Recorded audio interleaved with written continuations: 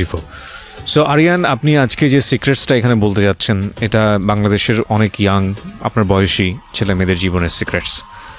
এবং আমরা সবসময় যেটা দেখাই যে সিক্রেটস অনুষ্ঠানে যেসব সিক্রেটস রিভিল হয়, যাতে করে এই ধরনের ভুল আর কেউ কখনো না করে, কারণ এটার পরিণতি কখনোই ভালো হয় না। এবং উই ডু বিলিভ, আমাদের প্রতিনিয়ত যেসব মেইল আসে, আমাদের সঙ্গে যারা যোগাযোগ করেন তারা আমাদেরকে ফিডব্যাক জানান যে তার জীবনটা কীভাবে পরিবর্তন করে দিয়েছে এই অনুষ্ঠানগুলো। সো আপনি আমাদের অনুষ্ঠানটা কতদিন ধরে শোনেন? জি, আমি 2011 সাল থেকে শোনা শুরু করছি। 2011 সাল থেকে শুনেছেন? জি, 2011 সাল থেকে শুনছেন। তো ওই সময়টাতে কি মনে হয়েছে যে এই ধরনের অপরাধ যে আপনি করছেন, বা এটা আসলে করা উচিত কিনা, এই অনুষ্ঠানগুলো থেকে তো আপনার একটু হলেও রিয়েলাইজ হওয়া উচিত ছিল। রিয়েলাইজ হওয়া ছিল, কিন্তু আমার সেন্সে এখন যেটা শুনতেছি, এখন বলতেছি আজকে ঠিক আছে, আজকে থেকে আর কাজটা করবো না। কিন্তু 2-3 দিন চলে গেলে তারপর তো আবার রিয়াকশনটা চলে আসবে। মানে 2-3 দিন চলে গেলে আপনি আবার বাধ্য হন ওই কাজটা করতে। It's very interesting. প্রিয় শ্রোতা, কন্টেন্ট খুব কমন একটা কন্টেন্ট নিয়ে আজকের এই অনুষ্ঠানটা হচ্ছে, কিন্তু ওর লাইফের যে ঘটনাটা সেটা খুব ইন্টারেস্টিং। ওইটা নিয়ে আমি বহুবার কথা বলেছি, কিন্তু এটা থেকে কিওর হওয়ার পথটা খুব জরুরি, খুব জরুরি।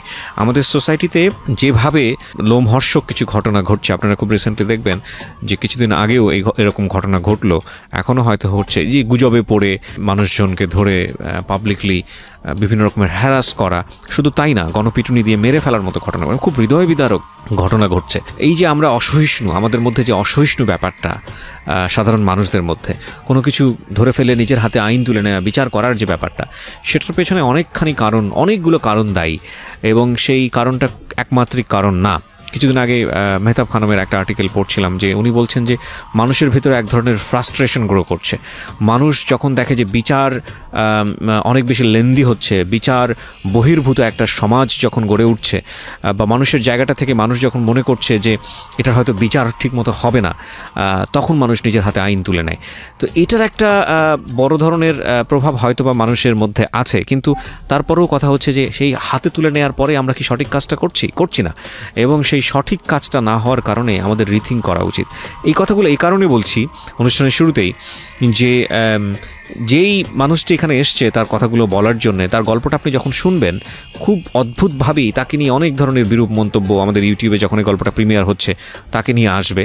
খুব অদ্ভুতভাবেই তাকে আঙুল তুলে যাচ্ছে তাই রকমের মন্তব্য করা হবে, বাজে কমেন্টস করা হবে, এবং একবারের জন্য হয়তো সেই মানুষটি চিন্তা করবেন না যে এই লোকটি যে এখানে এসছে, এই লোকটির মতোই একটা ভুল মানুষ যিনি কমেন্টস করছেন, বাজে মন্তব্য করছেন, তার মধ্যে লুকিয়ে থাকতে পারে, বা তিনিও হয়তো বা এরকমভাবে ভিকটিম হতে পারেন, বা তিনিও হয়তো বা এরকম কাজ করতে পারেন। তো মূল জায়গাটি আসলে এই মানুষটি না, মূল জায়গাটি হচ্ছে আমাদের নিজেদের সতর্ক হওয়া। কারণ কোনো ভুল করেই, কোনো অপরাধ করেই কখনো নিজের জীবনে ভালো থাকা যায় না। প্রত্যেকটা অপরাধেরই শাস্তি আছে, সেটা কখনো চোখে দেখা যায়, কখনো চোখে দেখা যায় না, কিন্তু ওই শাস্তিটা এমনভাবে হওয়া উচিত নয় যাতে করে ওই মানুষের সমস্ত ভালো কাজ করার সম্ভাবনা নষ্ট হয়ে যায়। তো আরিয়ান, আমরা শুরু করি। প্রথমে ব্যাকগ্রাউন্ডেই থাকবো আমরা, হ্যাঁ, তারপরে ধীরে ধীরে আমরা সামনের দিকে যাবো যে কী ভুলগুলো আপনি করেছেন। জি বলুন। জি, দেখা যাচ্ছে ছোটোকালের থেকে 2002 থেকে কিছুটা মনে আছে। তো 5 ভাই 3 বোন আমরা, ভাইদের ভিতরে আমি সবার ছোট, আমার একটা ছোট বোন আছে। আচ্ছা। তো ছোট বোনটা যখন হয় তখন অত একটা খেয়াল নেই। তো ভাইয়ের ভিতরে আমি খুব দুষ্ট ছিলাম ছোটকাল থেকেই। তো খুব জিদ ছিল, খুব দুষ্ট ছিলাম, যখন যেটা যেতাম সেটাই পেতাম। তো এক পর্যায়ে আমার বড় ভাইয়া, তিনি খুব মানে একটা বলা যাচ্ছে যে সে একটা সন্ত্রাস টাইপেরই হয়। ওইখানে পুরান ঢাকার ভিতরে একটু সন্ত্রাসগুলো একটু বেশি, তো সে ওখানে লিপ্ত থাকে। আপনি আপনার পজিশন কত ছিল ভাই বোনদের মধ্যে? পজিশন ছিল আমার ভাইয়ের ভিতরে 5 নাম্বার, সবার ছোট, আর বোনদের ভিতরে 7 নাম্বার। মানে আপনার বড় ভাই যিনি একটু মাস্তান টাইপের ছিলেন? সবার বড়টা। আচ্ছা, হ্যাঁ। তারপর পুরান ঢাকাতে ছিলেন উনি? পুরান ঢাকা। আচ্ছা, তারপর? তো ওইখান থেকে ভাইয়াকে দেখতাম, ভাইয়া বন্ধু বান্ধবের সাথে চলাফেরা করতো। তো সেই বন্ধু বান্ধব আমাকে হাতে গুলি দিত, পিস্তল দিত, এটা ধরো, এটা দেখতাম। তো এগুলো দেখে খুব ভালোই লাগতো। তো তারা একসময় খুব দুষ্টামি করতো। তারপর দেখা যাচ্ছে যখন এলাকার ভিতরে দিনে দুপুরে মার্ডার হচ্ছে, দিনে দুপুরে বোম ফুটছে, তো মেন রোডে আমাদের বাসাটা ছিল, তো বাসাটার সামনে যখন বোম ফুটতো তখন সাথে সাথে মানুষ দৌড়ে চলে আমাদের বাসায় এসে পড়তো। তো আমরা তখন দেখতাম, এগুলো দেখতাম। এগুলো দেখতে দেখতে যে মেন ছিল, ক্রিমিনালের ভিতরে যে হেড ছিল, তাকে একসময় রাতে মেরে ফেলা হয়। আচ্ছা। তো তখন আপনার ভাই ওই গ্রুপেই ছিল? আমার ভাই ওই গ্রুপেই ছিল, কিন্তু তখন বাসায় ছিল যখন তাকে মারা হয়। আচ্ছা। তো তখন মেরে ফেলা হয়, তখন সকালবেলা দেখতে যাই, সবাই লাশ টাশ দেখলো, তখন আমার ভাইয়াও দেখলো। তো এখান থেকে এলাকাটা টোটাল পরে ঠান্ডা হয়ে গেল এত বড় একটা ঘটনার পরে। তো ঠান্ডা হয়ে যাওয়ার পর যে যার মতো চলছে ফিরছে। তো এক পর্যায়ে আমার ভাইয়া এখান থেকে সরে আসে। আচ্ছা। তো সরে আসার পরে আমরা ওই এলাকাটা ছেড়ে দিই, কামরাঙ্গীরচর চলে যাই। তো 2002 সালে কামরাঙ্গীরচর চলে যাই। তখন আমার বাবার খুবই আর্থিক খুবই ভালো ছিল, জি, গার্মেন্টসের জুটের ব্যবসা করতো। তো ওইখান থেকে হঠাৎ করে আমার বাবা অসুস্থ হয়ে যায়, চোখে সমস্যা হয়। এক পর্যায়ে তার দেখা যাচ্ছে চলতে ফিরতে সমস্যা হয়। আমাদের 2টা বাড়িও ছিল কামরাঙ্গীরচরে। তো আমার ভাইয়া সন্ত্রাসগিরি করতো, তো সেখান থেকে পুলিশে ধরে নিয়ে যায়। এখন তার কোনো উপায় নেই, টাকা পয়সাও নেই। আমার ভাইয়ার পিছে সবকিছু শেষ করে দেওয়া হয়। ওকে। তারপরে দেখা যাচ্ছে ওইখান থেকে আমরা চলে আসি। ওইখান থেকে চলে আসার পরে 2003 অথবা 4 সালে, আমার সঠিক খেয়াল নেই, আমি ঘুমিয়েছিলাম রাতে, অনেক রাত। তো হঠাৎ করে কান্নাকাটির শব্দ শুনতে পাচ্ছি। তো শোনার পর দেখা যাচ্ছে আমি ঘুম থেকে উঠলাম, দেখি আমার ভাইয়া এক দেয়ালের এক কোনায় বসে কান্না করতেছে। তো আমি বলতেছি যে কান্না করো কেন, কি হয়েছে? পরে দেখি বাবা মারা গেছে আমার। আচ্ছা।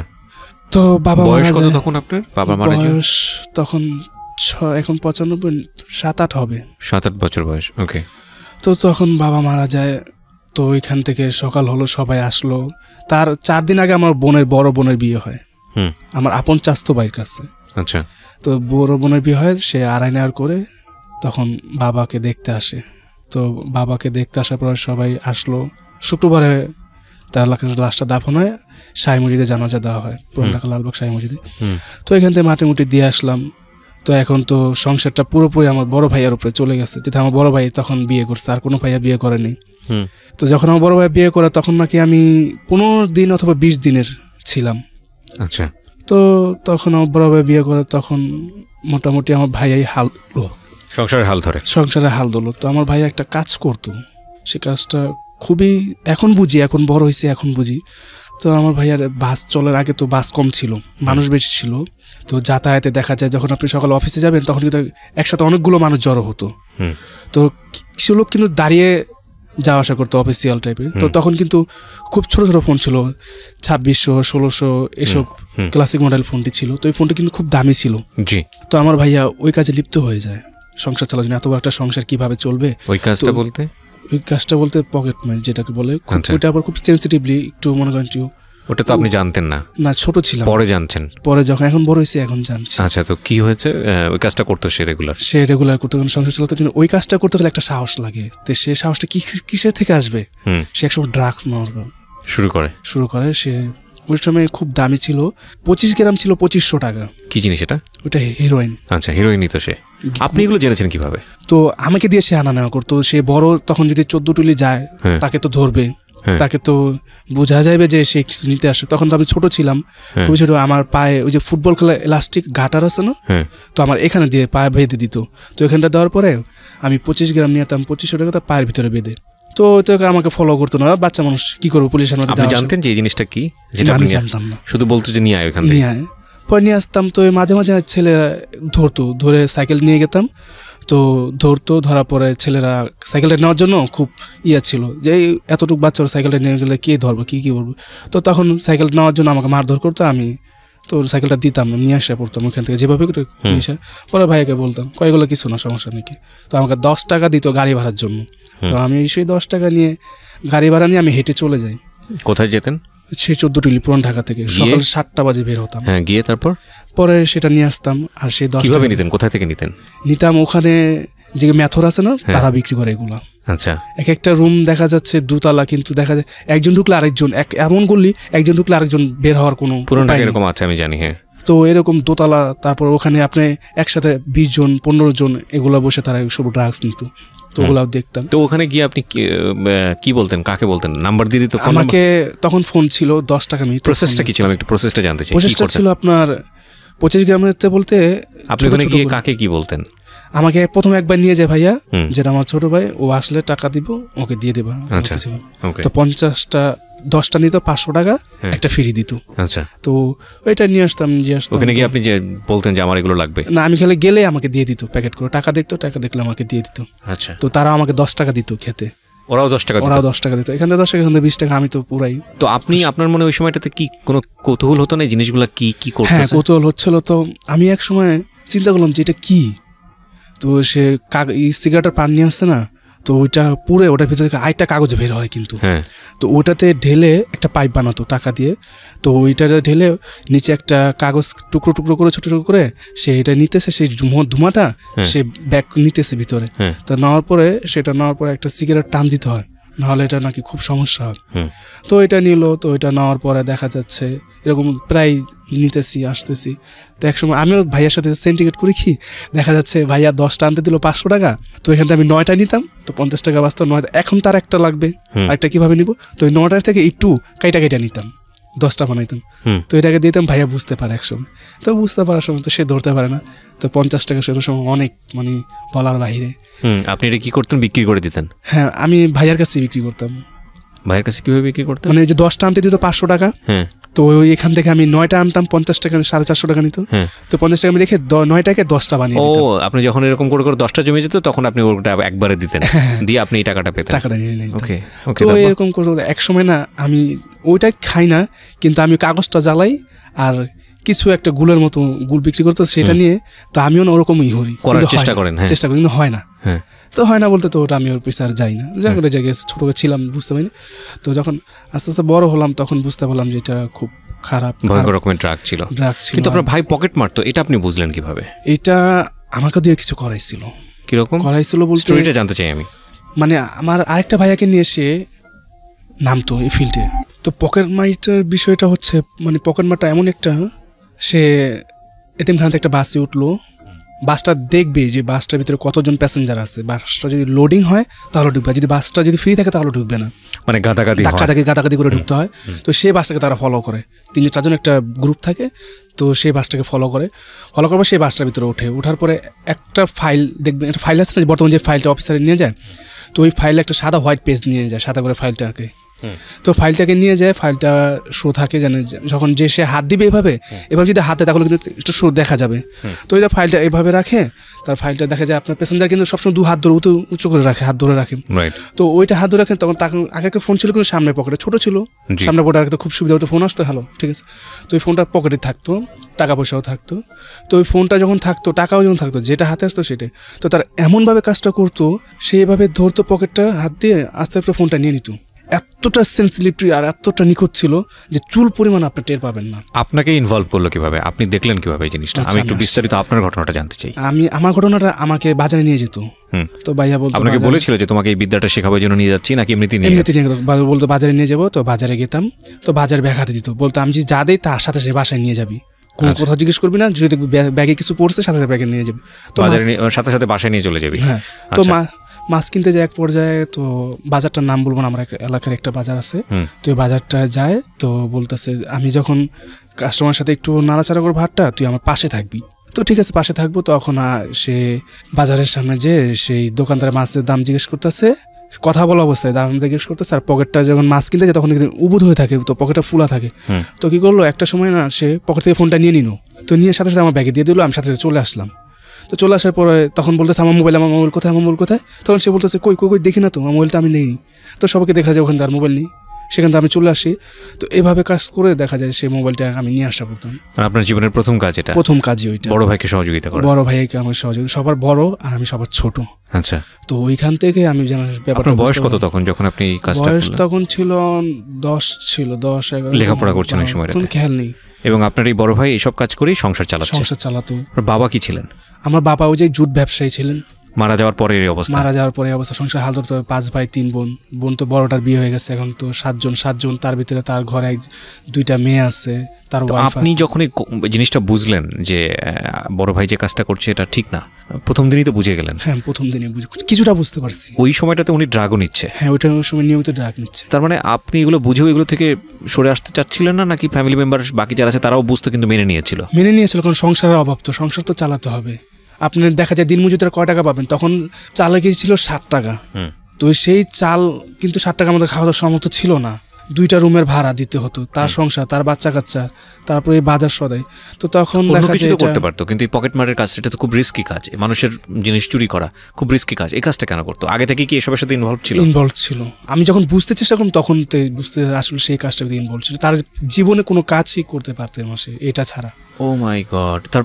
তারপর দেখা যাচ্ছে ওইখান থেকে আপনাকে জড়ায় কিভাবে ধীরে ধীরে? এই ঘটনার পরে কি ঘটলো? এই ঘটনার পরে আমি আর তার পরবর্তী ভয় পেয়ে যাই, তো আমি এখানে আর লিপ্ত হই না। আমি সাথে সাথে ভাইয়ের কাছ থেকে অনেক মেজো ভাইয়ের কাছে একটা, তো ওই ভাইয়া আবার কম্পিউটার কাজ গান ডাউনলোড করতো, ভাইয়াকে কেনে কেটে বললাম ভাই এরকম আমার পক্ষে সম্ভব না, তো কি করবো আমি যাই না। তখন আমাদের কোনো দুর্ঘটনা ঘটেছিল? হ্যাঁ অনেক, আমার সাথে ঘটেনি কিন্তু আমার বড় ভাইয়ের সাথে অনেক ঘটছে। কিরকম কি হয়েছে? দেখা যায় সবসময় তো কাজটা অ্যাকুরেট হয় না, মাঝে মাঝে কিছু বুদ্ধির লোক আছে তো তারা ধরে ফেলে, ধরে তাদের সাথে আরো যারা আছে তারা মারধর করে, এবং আমার ভাইয়ের সাথে তো আরো 3-4 জন আছে, তারা অফিসে আসে যায় কি চুরি করছে মেরে ধরে বাস তাকে সরে সে আসে বলো স্পট থেকে, মানে গণপিটুনি যেটাকে বলে। গণপিটুনি বলে, পিটুনি বলতে বাসেরটা বাসে শেষ হয়ে যায়, তো মাঝে মাঝে যদি আবার পুলিশও ধরা হয়। হ্যাঁ তারপর তো এগুলো দেখা যাচ্ছে এরকম নিয়মিত হয়। এগুলো এই ফোনটি আবার কারা কিনে?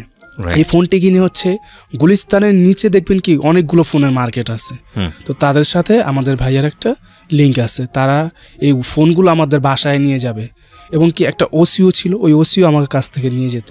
ওসি কিন্তু দেখতেছে যে আমার ভাইয়া ড্রাগস নিচ্ছে, ফোন লেনদেন হচ্ছে, সবকিছু বিষয়ে সবই জানে, তো ওই ফোনও লেনদেন করতো। তো আমাদের ঘরটা এমন ছিল যেখানে হাত দিবেন সেখানেই ফোন, সুকেসের ডানে বামে যেখানে হাত দিবেন। তার মানে ফ্যামিলি মেম্বার প্রত্যেকেই জানতো বিষয়টা? প্রত্যেকেই জানতো, শুধু আমি জানতাম না।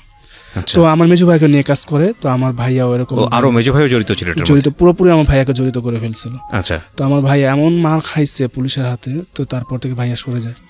তো দেখা যায় এখন এটা আর হচ্ছে না, তো এখন ভাইয়ারা বড় হয়েছে, যে যার মতো হচ্ছে। তো এক ভাইয়া কি করলো, বিয়ে করে সরে গেল। তো ওই ভাইয়া সরে যাওয়ার পরে, সে বিয়ে করার পরে সে সংসার চালাতে পারছে না, তো সে কি করবে, সে ওই কাজে লিপ্ত হলো। তো সে প্রথম 2-3 দিন ভালোই ছিল, পরে দেখা যায় সে এমন মাইর খেয়েছে, সে মাইর খাওয়ার পরে সে তার শিক্ষা হয়ে গেছে, তো সে চলে আসে, সে এখানে আর যায় না। তো আমার ভাইয়া নিয়মিত এখন কাজ করতেছে। এখন দেখা যায় মেয়ে 2টা বড় হচ্ছে, দেখা যায় মেয়েটি বড় হচ্ছে, মেয়েটি জানতে পারলে বিয়ে হবে না, সে সমস্যা হবে। এখন কি হলো, আস্তে আস্তে সে এখান থেকে বিরত নিয়ে যেতে যাচ্ছে, কিন্তু বিরতি নেওয়ার আগে যে নিবে সে ড্রাগসটা তো ছাড়তে হবে, সেটা কিভাবে? তো রিহাবে দেওয়া হলো, রিহাবে একবার দেওয়া হলো, সেই রিহাব থেকে যে মোটামুটি ভালো ছিল কয়দিন, কিন্তু ব্যবসা ছাড়া, ওই কাজ ছাড়া কোনো কাজ করতে পারে না, এই পকেট মার ছাড়া অন্য কোনো কাজ করতে পারে না। সে এলাকার ভিতরে একজন নামি দামি লোকই ছিল, বড়দের উঠে বসে, তো এটা ছাড়া পারতেছে না। তো কি গেল, তাকে বাইরে সৌদি আরব পাঠিয়ে দেওয়া হলো। আচ্ছা। বলতে ওখানে যে কাজকাম করবে। তো পুরান ঢাকায় কি আপনাদের নিজেদের বাড়ি? পুরান ঢাকায় নিজেদের বাড়ি ছিল, এবং কামরাঙ্গি চরে ছিল, দুটোটাই বিক্রি হয়ে গেছে শুধু আমার ভাইয়ের কারণে, আর বাবা কিছু অসুস্থ ছিল। এই যিনি পকেট মার করছেন এটার কারণে? হ্যাঁ, দেখা যাচ্ছে বাড়ি ছিল। ছেলেমেয়েদেরকে লেখাপড়া করেনি আপনার বাবা মা? লেখাপড়া বাবা মা বলতে আমার ভাইয়া ম্যাট্রিক পাস, মোটামুটি আমার সব ভাইয়াই লেখাপড়া করছে, করার পরেও এই পেশাতে জড়িত হয়েছে। কেন? ওই যে আর কোন তো কাজ খুঁজে পাচ্ছে না, সন্ত্রাসী করতো, সন্ত্রাসী এখন তো যাদের সঙ্গে মিশতো তারা এই ধরনের কাজ করতো, সঙ্গদোষ যেটাকে বলে। সঙ্গদোষ বলতে এটা ওই এলাকায় একজন, তারপর হচ্ছে আপনার এই তেজগাঁও একজন, মানে বিভিন্ন ধরনের এলাকা থেকে এক একজন করে এটা গ্রুপে। আর যারা যারা ছিল তাদের 14 গোষ্ঠী, তারা না জানো তাদের ফ্যামিলি মেম্বার জানতো যেগুলো হচ্ছে। মানে এই একটা এলাকায় একজনের নিয়ন্ত্রণ, একজন নিত। পুরান ঢাকাটা আপনার ভাইয়ের নিয়ন্ত্রণে ছিল। তো এখান থেকে নিত, এখান থেকে দেখা যায় আমার ভাইয়াকে নিত, তো আরেক জায়গায় তার একজন নিত, এরকম একটা গ্রুপ হতো, 4-5টা গ্রুপ হতো। তো গ্রুপের ভিতরে 4-5 জায়গায় ছিটে ছুটে হয়ে গেত। তো সব একটা মাথা থাকে যে আজকে যে কাজটা করতে যাব, ওই কাজ থেকে ভাগ দিয়ে সবাই মিলে ভাগ পেত। তো ওইখান থেকে ভাইয়ারা নিয়ে আসতো। আবার আমার ভাইয়া আমার আরেক ভাইয়াকে নিয়ে সে একাই করতো। আচ্ছা। তো একাই করতো, এরকম আন্তদন্ত খাইতো। তো আমার ভাবিরও মোটামুটি সংসারটা ভালোই চলতেছে। তো এখন দেখা যায় ভাই আর পারতেছে না শিক্ষক কাজে, তো তারপর বাইরে চলে যায়। বাইরে যেও সে এই কাজে লিপ্ত হয়ে যেতে চাচ্ছিল, বুঝতে পারছে যে বাংলাদেশের মতো একই কাজ করছে, ট্রাই করতে চাইছিল যে হজ করে যে আমি সাথে সাথে এখান থেকে কেটে পড়বো, আমি সেই কাজটা করবো, সে ট্রাই করতে চাচ্ছিল। কিন্তু সেটা আর হয়নি, তাকে ধরে নিয়ে যায়। তো পুলিশ ধরে নিয়ে যায়। তো আমরা তো জানি সে কাজ করতেছে, আর যে যার দ্বারা পাঠাইছি সেও নিখোঁজ হয়ে গেছে। তো প্রপারলি দেখা যাচ্ছে এখানে আর যোগাযোগ নেই ভাইয়ের সাথে, বেঁচে আছে কিনা মরে আছে তাও জানি না। তো এখন তো পুরো সংসারটা কি হবে? তো অমন টাইমে আমার যে বড় আপাটাকে বিয়ে দিয়েছি, তো ওর একটা ভাই ছিল, তার একটা ছোটো ভাই ছিল, তো আমার একটা মেজো বোন ছিল, তার সাথে তার একটা অ্যাফেয়ার হয়, তারপর তাকে ভাগায় নিয়ে যায়। তো ভাগিয়ে নিয়ে যাওয়ার আগে সে ছোটো বোনটা আমার ভাবি চাকরিতে ঢুকে, তারপর যে একটা ভাইয়া ওই কাজে লিপ্ত ছিল সে আলাদা হয়ে সে বিয়ে করলো। তো তারও ওয়াইফ চাকরি করে। তারপর দেখা যাচ্ছে তাদের দুজনের চাকরি করতেছে, আমার রান্না করে দিচ্ছে, আমি সেই খাবারটা নিয়ে গার্মেন্টসে দিয়ে আসতেছি খাবারটা। আপনার মা কি করতে একটা কথা বলেন তো? এই যে আপনি তো জানতো যে ছেলে এইসব পকেট মারি করে এইসব পয়সা টয়সা নিয়ে আসতেছে। পকেট মারের কথা আমি জানি না, কিন্তু আমার মা যখন মারা যায়, তার আমার বাবা মারা যায় তার 1 বছর পরে মারা যায়। আচ্ছা। 1 বছর পরে সেও শুক্রবারে মারা যায়। আর আমার মা এত সুন্দর ছিল, এলাকার ভিতরে বলা যায় ওয়ান পিস ছিল। আমার মার ছবিও আছে, যেই দেখতো বলতো এটা সে নায়িকা। নায়িকা না সে কি জানতো যে তার সন্তান এইসব কাজ করে? সম্ভবত জানতো, কারণ আমি তখন বয়সে ছোট ছিলাম, আমি এত কিছু বুঝতাম না। আচ্ছা, আপনার এলাকার লোকজন আশেপাশে জানতো না যে আপনার ভাই কাজ করে? বাইরে সাইডে হচ্ছে, আর আমরা এটাকে সবসময় গুরুত্বপূর্ণভাবে দেখতাম, গোপন রাখতেন, মানে সব ফ্যামিলি মেম্বাররা এটাকে ফ্যামিলি মেম্বার একদম গোপন রাখতেন। ওকে, তো এখান থেকে দেখা যাচ্ছে যে বাইরে চলে গেল। তো বাইরে যাওয়ার পরে দেখা যাচ্ছে কি সেটা সে নিয়ন্ত্রণ আনতে পারলো না, তাকে ধরে নিয়ে গেল। এখন তো কি হবে, সংসার বাইরে গিয়েও সে পকেটমারি করেছে, তারপরে পুলিশ ধরে নিয়ে গেছে। ধরে নিয়ে গেছে। তো দেখা যাচ্ছে কি এখন তো সংসারটা পুরোই বড় ভাবির আন্ডারে চলে গেল। তো বড় ভাবি কি করবে, গার্মেন্টসে ঢুকলো মেয়ে দুইটাকে রেখে। তারপরে আমার আরেকটা ভাবি আছে যেটাকে বিয়ে করলো, তারা দুজনে গার্মেন্টসে ঢুকলো, তারা এই সংসারটা চালাচ্ছে। তার ভিতরে আমার ভাই একটা। তখন বয়স কত আপনার? তখন বয়স সম্ভবত 12 হবে। আপনি কি নিজের হাতে 2-1টা কাজ করেছেন এরকম পকেটমারি কাজ? ওই একবার গিয়ে ধরা, একবারে গিয়ে আমার শিক্ষা হয়ে গেছে। আচ্ছা, তারপর আমি কখনো ট্রাই করিনি। তো তারপরে আমার ভাইয়া ওখানে নেই, তারপর এখানে আমার ভাবি সংসার চালাচ্ছে। তো এটাকে কি করতে হবে, ভাবি যখন সংসার চালাচ্ছে তো রান্না বাড়া করে দেয় বা আমি খাবারটা দিয়ে আসি। এখন আমার বোন যে ছেলের সাথে চলে গেছে, এখন তো রান্না বাড়া কি করবে? তো তারপরে আমার ভাবির বড় মাকে, মানে মাকে নিয়ে আসলো, আমার মা ওই যে সে রান্না বাড়া করে দিল। তারপরে এখন চললো, মোটামুটি চলতেছে, বড় হলাম। তো এক পর্যায়ে 2011 সাল, তো এখন তো আমার চাকরি করতে হবে, যেটা আমি একটু বড় হয়েছি। পড়াশোনা কতদূর পর্যন্ত হয়েছে? পড়াশোনা বলতে আমার এখন খেয়াল আছে, আমার ভাই হাত ধরে নিয়ে যে আমাকে স্কুলে দিয়ে আসতো, দুষ্টামি ফাজলামি করতাম। তো 1 পড়ছি, 2-এ ফেল করছি, আবার 2-এতে ক্লাস 2-তে আমাকে আবার রাখা হলো। তো 2-এ পড়ে আমি আবার লেখাপড়া ছেড়ে দিই। তো তখন বাজার আনতে দিত, বাজার আনতে দিলে দেখা যাচ্ছে সবকিছু থেকে 2 টাকা করে নিয়ে নিতাম। যখন আলু ছিল 8 টাকা, বাসায় এসে বলতাম 10 টাকা। তারপরে দেখা যাচ্ছে এরকম ভাবে 10 টাকাগুলো চুরি করতেন। এগুলো কি করতেন এই পয়সা দিয়ে? এগুলো নিয়ে সব ভিডিও গেমসে চলে যেতাম। ভিডিও গেমসে গিয়ে ভিডিও গেমস খেলতাম, কিন্তু আউট কোনো নেশা ছিল না আমার। আপনাকে হাত খরচ দেওয়া হতো না বাড়ি থেকে? বাড়ি থেকে হাত খরচ বলতে ওই যে আগে যে 10 টাকা করে দিত ওইটাই, আর এছাড়া আর কোনো বছরে একবার যদি আসতো তো দেখা যাচ্ছে ওই একবার কাপড় চোপড় কিনে দিত। তো ঈদ যখন আসতো তখন একটা জিনিস ভাবতাম যে সবার পকেটে 100 টাকা নোট, 200 টাকা, 50 টাকা নোট, আমার কাছে কেন নয়? হ্যাঁ, তো আমার পকেটেও থাকতো না। তো আমি কিছু খুব মন খারাপ লাগতো। তো এটা নিয়ে আর মন খারাপ করতাম না, হয়তো নেই, এখন ছোট যার কারণে। তো 10-20 টাকা নিয়েই বন্ধুদের সাথে ঘুরতাম, আড্ডা দিতাম, ওই পর্যন্তই শেষ। তো এক পর্যায়ে হঠাৎ করে আমার ভাইয়া বলে যে ঠিক আছে তোকে ফোনের দোকানে দিয়ে দিই, তুই মোবাইল সার্ভিসিংয়ের কাজটা শিখ। আচ্ছা। তো মোবাইল সার্ভিসিংয়ের কাজটা শিখতে গেলে দেখা যায় ওখানে কাজ শিখছি, তো আমার ব্রেনটে ঢুকতেছে না। আচ্ছা। তো আমি বললাম যে আমি কম্পিউটার কাজ শিখবো। ঠিক আছে, কম্পিউটার কাজ শিখবি, গান ডাউনলোড করবি, এগুলো করবি, ঠিক আছে, এগুলো করে।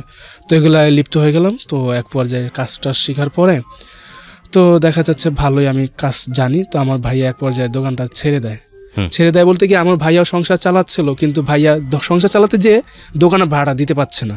ওই ভাই যে ভাই পকেটমারি করতো সেই ভাই নাকি অন্য আরেকটা? উনি তো সৌদি আরবে গিয়ে জেলে। হ্যাঁ, ওটা তো জেলে, ওটা তো আমরা নিখোঁজ। তো দেখা যাচ্ছে কি করব, এখন দেখা যায় ভাইয়াটা সংসারের টাকা দিতে গেলে দোকান ভাড়াটা দিতে পারছেন। দোকানটা হচ্ছে এমন একজনের, আপনি দোকানটা নিয়েছেন, তো আপনার কাছ থেকে আমি আলাদা একটা সাইট নিয়ে নিলাম। আচ্ছা। তো এখান থেকে মাসে 2500 টাকা করে দিতে হবে কম্পিউটারই ওরে। তো ভাইয়া ওই সময় ছিল 1 GB মেমোরি কার্ড, 500 GB, তো 512, আর ওইখান থেকে দেখা যায় 128। এগুলো মেমোরি লোড করলে সারাদিনে 500, 700, 800, 1000 টাকা এসে পড়ে। তো দেখা যায় তখন এরকম ভাবে চলতেছে। তো এক পর্যায়ে দেখা যায় দোকানের ভাড়াটা আটকে ফেলে। তো ভাইয়াকে মানা করে দেয়। আমিও তখন একটা মাস সামনে কি করব, তখন আমি এলিফ্যান্ট রোডে আমার একটা ফ্রেন্ডের ধারে আমি একটা মাস চাকরি নিই। তো আমাকে সেখানে বলা হয়েছে যে তুমি পুরো রমজান মাস চাকরি করবে, তোমাকে 1500 টাকা দেওয়া হবে। তো 1500 টাকা নিয়ে কি করবো, 1500 টাকা কাকে দেবো? তো 1500 টাকা বেতনে কি হয়? আমার হয় না। আমি বাসা থেকে বললাম যে ভাবি এমন আমার তো 1500 টাকা বেতন, তো আমি যদি আপনার কাছে 3 বেলা খাই, তখন দেখা যায় 3 বেলা নিয়ে তো দেখা 1000 টাকা দিতে হবে। তো ভাড়াও আছে আমার 1500 টাকা। তো তখন আমরা ওই যে আমার যে ভাইটা কম্পিউটার কাজ করতো, তখন আমরা এক পর্যায়ে আলাদা হয়ে যাই। আচ্ছা, 2 ভাই। তো ভাইয়াকে বললাম যে ভাইয়া যে এরকম এত টাকা বেতন, তো আমি কিভাবে চলবো? তো ভাইয়া বলে যে ভাবিকে বল যে তোকে খাওয়াতে। তো ঠিক আছে বললাম ভাবিকে, আমি ভাবি আমার কাছে 2 বেলা খাবো, তো আপনাকে আমি কিছু টাকা দিই। ভাবি বলে না 2 বেলা না, 3 বেলা খেতে হবে। আমি ভাবি 3 বেলা যদি খাই তাহলে তো আমার টাকাটা দেওয়া হবে, পুরো টাকা যদি আপনাকে দিয়ে দিই তাহলে তো আমার ঘর ভাড়া হবে না। তো এরকম কান্নাকাটি করতেছে, ভাইকে বলতেছি। তো ভাবির কাছে আসলো ভাইয়া, বলতেছে খাওয়াবেন না কেন? না এরকমই। তো এক পর্যায়ে আমি কান্নাকাটি করে চলে আসি। তো এখানে আর হয় না। তো আমার যে একটা ছোটো বোন আসলো, তাকে নিয়ে আমরা একটা আলাদা রুম নিলাম, নিয়ে ভাইয়া কাজ করে আমিও কাজ করি। তো মোটামুটি চলে। দেখলাম 2 মাস করার পরে এখন আর হচ্ছে না। তার ভিতরে 50 টাকা সপ্তাহে দিত। তো আমার একটা ফ্রেন্ড ছিল, তো প্রেম করতো, তো দেখা যাচ্ছে প্রেম করতো, ও আমাকে ছাড়া কিছুই বুঝে না ছেলেটা, এবং কি মেয়েটা কিছু বুঝে না। ও যদি কোথাও যায়, আরিয়ান ভাই কেন, আরিয়ান ভাইকে ছাড়া যাবো না। টিএসসি যেতাম, যেখানে যেতাম আরিয়ান ভাইয়া সবসময় আরিয়ান ভাইয়া। তো ওখানে যদি যাবো, একদিন বৃহস্পতিবার চকে এসে আমার দোকানের সামনে দাঁড়া রয়েছে। তো আমি তো দোকানদার বলতে পারছি না যে আমাকে ছুটি লাগবে। পরে বলতেছে কি হয়েছে, তো আমি বলি যে আমার ছুটি লাগবে। কেন? আমি কি, আমার ভাবি অসুস্থ। কয় ভাবি অসুস্থ মানে? পরে যাই বললো হ্যাঁ আমার ভাবি অসুস্থ। পরে কয় আচ্ছা ঠিক আছে 50 টাকা নাও। আর আমি যেদিন এসেছি পরে আমার ডাকছে, কয় বলো। তো দাঁড়াও, আমি বলছি জি। কয় তুমি যে মিথ্যা কথা বলছো সেটা আমি জানতে পারছি, তো এইরকম আর মিথ্যা কথা বলবা না, ঠিক আছে? তো সপ্তাহে 50 টাকা দেয়। তো 50 টাকা নিয়ে আমি ওই ফ্রেন্ডকে নিয়ে ঘুরতে চাই, তো ওই রাতে 50 টাকা ভাঙ্গা হয়ে যায়।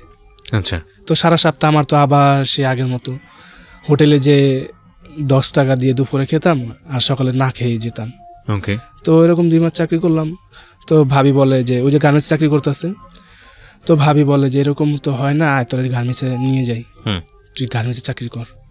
2011 সালে না হয়তো 2012 সালে এমনই হবে। তো আমাদের পুরোনো ঢাকায় একটা গার্মেন্টস ছিল, তো গার্মেন্টসের নামটা আমি বলবো না। তো এখানে নিয়ে যায়, তখন তো আমি ছোটোবেলা থেকে খুব একটু পরিষ্কার এবং কি স্মার্টলিভাবে চলার চেষ্টা করতাম। তো এখানে নিয়ে যায়, তো লাইফে ফার্স্ট আমি গার্মেন্টসে ঢুকি। তো গার্মেন্টসে ঢুকার পরে বয়স কম, জন্মদিন আমাকে নিবে না। তো আমি তো কান্নাকাটি করতেছি, নিবে না, এখন আমি কি করব? তো কান্নাকাটি করতেছি, তখন এক পর্যায়ে আমার এক সুপারভাইজার বলে যে তোমাকে নিতে পারি, তোমার জমা নিবন্ধনটা যদি একটু বয়স বাড়িয়ে দেওয়া যায় তাহলে তোমাকে নেওয়া যাবে। তো আমি বলি যে সেটাই করেন। কয়েক কিছু টাকা লাগবে জন্ম নিবন্ধন করতে।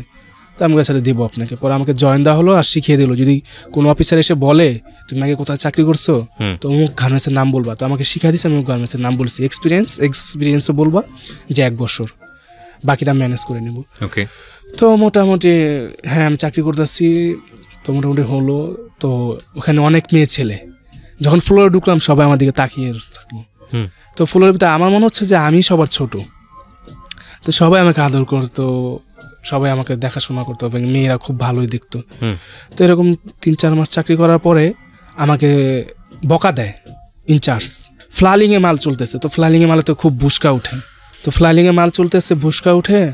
তো এখানে দেখা যাচ্ছে আমি সবসময় রুমাল মুখে দিয়ে কাজ করতাম। তো আমার ওই ইনচার্জটা বলতেছে তুমি রুমাল মুখে দিয়ে কাজ করতে পারবে না। তো আমি দ্বিতীয়বার আবার রুমাল মুখে দিয়ে কাজ করতেছি, তখন সে আমাকে আইসা বকাবাধ্য করলো। তো আমি আমার সুপারভাইজারকে বললাম যে ও আমাকে বকাবাধ্য করছে। তো এক পর্যায়ে আমি আমার বন্ধুদের খবর দিই, তাকে আমি মারবো। আমি এলাকার ছিলাম, ও ছিল খোলামোড়া থাকতো, আমি পুরান ঢাকা থাকতাম, আমি ওকে মারবো। তো এটা তার কানে যায়। তো যাওয়ার পরে আমাকে বসায় বলে ঠিক আছে সরি টরি, এইভাবে বাদ দে, যা হয়েছে হয়েছে। তো আমি কাজ করতে থাকি। তো কাজ করা থেকে দেখা যাচ্ছে একটা মেয়ে আমাকে পছন্দ করলো, সে কোয়ালিটি ছিল। আচ্ছা। বয়স আমার 3-4 বছর বড়। আচ্ছা। যখন আমি যেতাম তখন আমি মানে পারফিউম কেনার তো সম্ভব না, আমি আতর কিনলাম। আতর কিনে বাস আতর মেরেটে সকালে অফিসে যেতাম। আচ্ছা। হ্যান্ডসামলি হয়ে। তো যাওয়া আসা হতো, তখন কোয়ালিটি আমাকে বলতেছে, ডাক দিয়ে বলে এই শোনো কি তোমার ঘ্রাণটা খুব সুন্দর। আমি কি জি ঠিক আছে। মেয়েটা? হ্যাঁ মেয়েটা আমাকে বলতেছে। তো তখন এক পর্যায়ে না মেয়েটা আমাকে ডাক দিয়ে প্রপোজ করলো। তো প্রপোজ করলো, ঠিক আছে। আমি তখন ভালোবাসা বুঝি না। তো প্রপোজ করলো যে বলছো ঠিক আছে দুজনে। তো মোটামুটি কথাবার্তা হচ্ছে, একদিন দুজনেই বেতন পেলাম। তো আমার বেতন ধরা হলো 3000 টাকা, লাইফের ফার্স্ট। আমি বেতন আনতে যাবো, মানে আমার যেতে ইচ্ছে হচ্ছে না, তার ভিতরে আমি সাহসও পাচ্ছিলাম বেতনটা কীভাবে নিতে যাব, কীভাবে কী করবো। পরে সুপারভাইজার নিয়ে দিল। তো ওই মাসে আমিও বেতন নিলাম, ও বেতন নিয়ে আমরা টিএসসি ঘুরতে গেলাম। তো টিএসসি ঘুরতে গেলাম, লাইফের ফার্স্ট আমি কোনো মেয়ের হাত ধরি। প্রায় রাতে 10টা-11টা বেজে গেল। তো ওই ভার্সিটির কিছু স্টুডেন্ট আসলো। তো ওইখানে আমাকে কিছু ছেলে ধরলো, বললো এত রাতে এখানে কি করস, এই সেই। পরে থাইথাপুর দিয়ে কান ধরিয়ে চলে আসলাম। তো চলে আসার পরে ওকে আমার ওই ইনচার্জটা জানতো আমি খুব কাজের প্রতি খুবই মনোযোগী ছিলাম, খুব ভালো ছিলাম। এক্সপোর্টের কোনো সার আসলে আমার কাছে আগে আসতে হতো। দেখা যায় 1 লাখ মালের অর্ডার দিচ্ছে, 1 লাখ মালের ভিতরে 2000 মাল কিন্তু আপনার একটু ডিপেট হবে। তো যখন ভাইরা আসতো তখন ভাইরা কিন্তু সই দিয়ে কার্টুনে মাল নিয়ে যাবে। তো এটার ভিতরে আমি খুব এক্সপিরিয়েন্স ছিলাম, আর আমার উপর সবাই ভরসা করতো। তো দেখা যাচ্ছে আমি ওখানটার ভিতরে মালটা পাস করে দিয়ে দিতাম, মানে দিয়ে বলতে যে আমি পাস করে দিই, চুরি চামারি করে মালটা শো করে দিই, তো পাস করে দিই। তো পাস করে দেওয়ার পর ওখানে আমি মোটামুটি খুব ফেমাস হয়ে যাই স্যারেদের কাছে। ইনচার্জ ম্যানেজার আমার কথা উঠে বসে, আমি অনেক ফ্রি।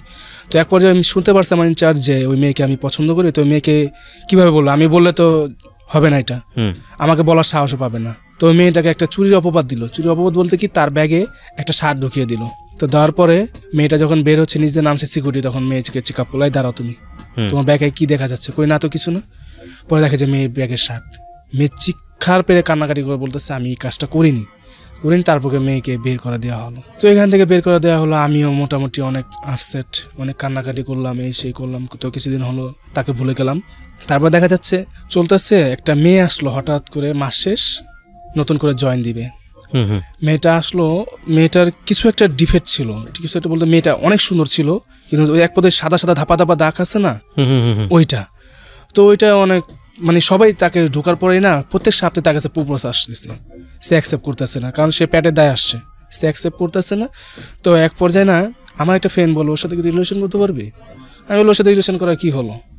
আমি যখন তখন তাকে আমি কি প্রপোজ করবো, সে আমাকে বলবো কেন পারবি না। তো একটা বাজি ধরলো, আমি ঠিক আছে যা, তোকে 40 দিনের ভিতরে দেখিয়ে দেবো। তো তাকে আমি আসতাম যেতাম আমি বাটন সেকশনে ওকে ঢুকানো হয়েছে। তো আমি এখান থেকে এক পর্যায়ে না মেয়ের প্রতি আমি একটা দুর্বলতা দেখাই। তো দুর্বলতা দেখাই আর আমি ইনচার্জকে বলি এই মেয়েকে আমার সাথে দিবেন, যখন আমি কোনো কাজ করবো মেয়েকে আমার হেল্পার হিসেবে দিবেন। তো মেয়েকে দিত, কথাবার্তা বলতাম এই সেই। তো কথাবার্তা বলার পরে এক মেয়ে আমার প্রতি দুর্বল হয়ে যায়। তো এতটুকুই ছিল। তো দুর্বল হয়ে যাওয়ার পরে তো আমি এক সময় বলতেছে আমি শুনছি আপনি নাকি আমাকে বাজি ধরে আপনি আমার সাথে রিলেশন করতেছে। আমি বলি যে না, এটা ভুল বলছে। পরে আমি বলি তোমার নাম্বারটা দেওয়া? পরে হ্যাঁ বলে দেওয়া যাবে। পরে নাম্বারটা নিয়ে কথা বললাম। তো 39 দিনের মাথায় মেয়েকে আমি প্রপোজ করলাম। তো মেয়ে আমাকে প্রপোজ করলো। তো এভাবে চলতেছে। তো ওই যে আমি বললাম না এর আগে যে আমার ফ্রেন্ডের যে চকে নিয়ে যে মেয়েটার সাথে রিলেশন করলো, এর ভিতরে মেয়েরও বিয়ে হয়ে গেছে। তো ওই মেয়ে সংসার করতেছে ওইখানে। তো ওইখানে গাজীপুর সংসার করতেছে। তো মেয়েকে আমি ঈদের দিন আসলো, বন্ধ টন্ধ পাইলাম। তো মেয়েকে আমি ওখানে নিয়ে গেলাম, সকালে নিয়ে গেলাম। এখানে একদিন তো মেয়ে নিখোঁজ। কে নিছে জানতে পারলো আরিয়ান নিছে। তো আরিয়ান তো আর আসতেছে না, ফোন ওই সময় আমি খুব দামি ফোন চালাতাম। মেয়েটা আপনাকে পছন্দ করতো? মেয়েটা আমাকে খুব পছন্দ। কি নাম ছিল মেয়েটার? প্রীতি। হ্যাঁ। তো প্রীতিকে আমি প্রপোজ করলাম। তো প্রীতিকে ঈদ আসলো, আমাদের প্রথম ট্যুর হচ্ছে। তো ঈদ আসলো প্রথম। তো আমি কোথায় যাবো জায়গা খুঁজে পাচ্ছি না। তো আমার ওই ফ্রেন্ডকে বাসায় বললাম যে তুই কোথায়, আমরা তো আসবো তোর বাসায়। হ্যাঁ আস।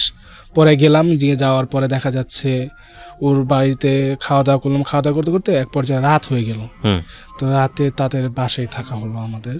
তো থাকার পরে ওরা এক সাইডে ঘুমালো, আমরা এক সাইডে ঘুমালাম। তো ওই রাতে আমার কিছু অনৈতিক ঘটনা ঘটে। প্রথমে ফার্স্ট তো ঘটার পরে যে যার মতো চলে গেল। অনৈতিক ঘটনা বলতে কি, সে তো আপনার স্ত্রী তখন? না, তাকে আমি তো বিয়ে করি, প্রপোজ করছি তাকে। আমি ভালোবাসি। বিয়ের আগের ঘটনা এটা? তারপর তাকে আমি প্রপোজ করছি। তো তার সাথে আমি কিছু অনৈতিক ঘটনা ঘটার পরে। এতে কি ওনার সম্মতি ছিল? হ্যাঁ, ওনার সম্মতি ছিল। তো ফার্স্ট হওয়ার পরে ও কান্না করতেছে। তো কান্না করে বলতেছে এটা ঠিক করলা নাই, এই সেই। তো আমি বললাম যে যাক কিচ্ছু হবে না, তুমি টেনশন করো না, আমি তো আছি। তো এসে পড়লাম। এসে পরে ওর মা তাকে বলতেছে কোথায় গেছিলি, এই সেই নানান ধরনের তাকে বিভ্রান্তভাবে তাকে। এটা পরে আপনি জেনেছেন হ্যারাসমেন্ট করতেছে। তাকে এক পর্যায়ে পরে অফিসেও যেতে দেয়নি। পরে অনেকদিন ঠান্ডা হওয়ার পরে আমি আমার বাসায় আসলাম। তখন তো ভাইয়া কি বলবো, আমি চাকরি করি, আমি তাকে টাকা দিচ্ছি, সে আমাকে রাখতে আসে। তো ভাইয়াও বকাবাধ্য করলো। তো যাক আবার শুরু হলো আগের মতো। তো কিছুদিন যাওয়ার পরে আমি প্রিপারেশন নিলাম আমি বিয়ে করবো কিভাবে। ওই যে বড় ভাবি আছে, ভাইয়া বিদেশ থেকে 1 বছর পরে ছাড়া পেয়ে আসলো, আমরা সবাই হতবাক। তো ভাইয়াকে বললাম বিয়ে করব। ভাইয়া বলতেছে, পরে ভাইয়া বল তোর বয়স হয়েছে, তুই বিয়ে করবি? তুই এখনো সে বিয়ে করছ না, তখন দাঁড়িয়ে হয়নি, তুই কি বিয়ে করবি? পরে কয়দিন খুব ঝাড়াঝাড়ি করলো। তো যাওয়ার পরে আরো কদিন পরে আমি সিরিয়াস হয়ে বললাম যে আমি বিয়ে করবো শেষ। পরে ভাইয়া বলে যে আচ্ছা ঠিক আছে তুই বিয়ে করবি, আমরা তোকে বিয়ে করা দেবো। তো সবার বড় ভাইয়া কিন্তু, কারণ ভাইয়া তো অচল হয়ে গেছে। ভাইয়া বাসা থেকে চাকরি করতে পারে না, ভাবি কাজ করলে ভাইয়া খেতে পারে না। তো না, আচ্ছা।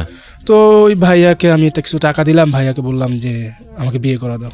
এখান থেকে আমার বন্ধু বান্ধবকেও বললাম, ওরা সবাই আসলো, আমার বন্ধুর মাও আসলো, সবাই আমরা ফ্রেন্ডের বাসায় বিয়ে করলাম। তো বিয়ে করার পরে তাকে আমরা রেখে দিলাম। তো ওইখান থেকে তার মা বাবা আসলো, বললো যে মেয়ে দাও এই নিয়ে নানা।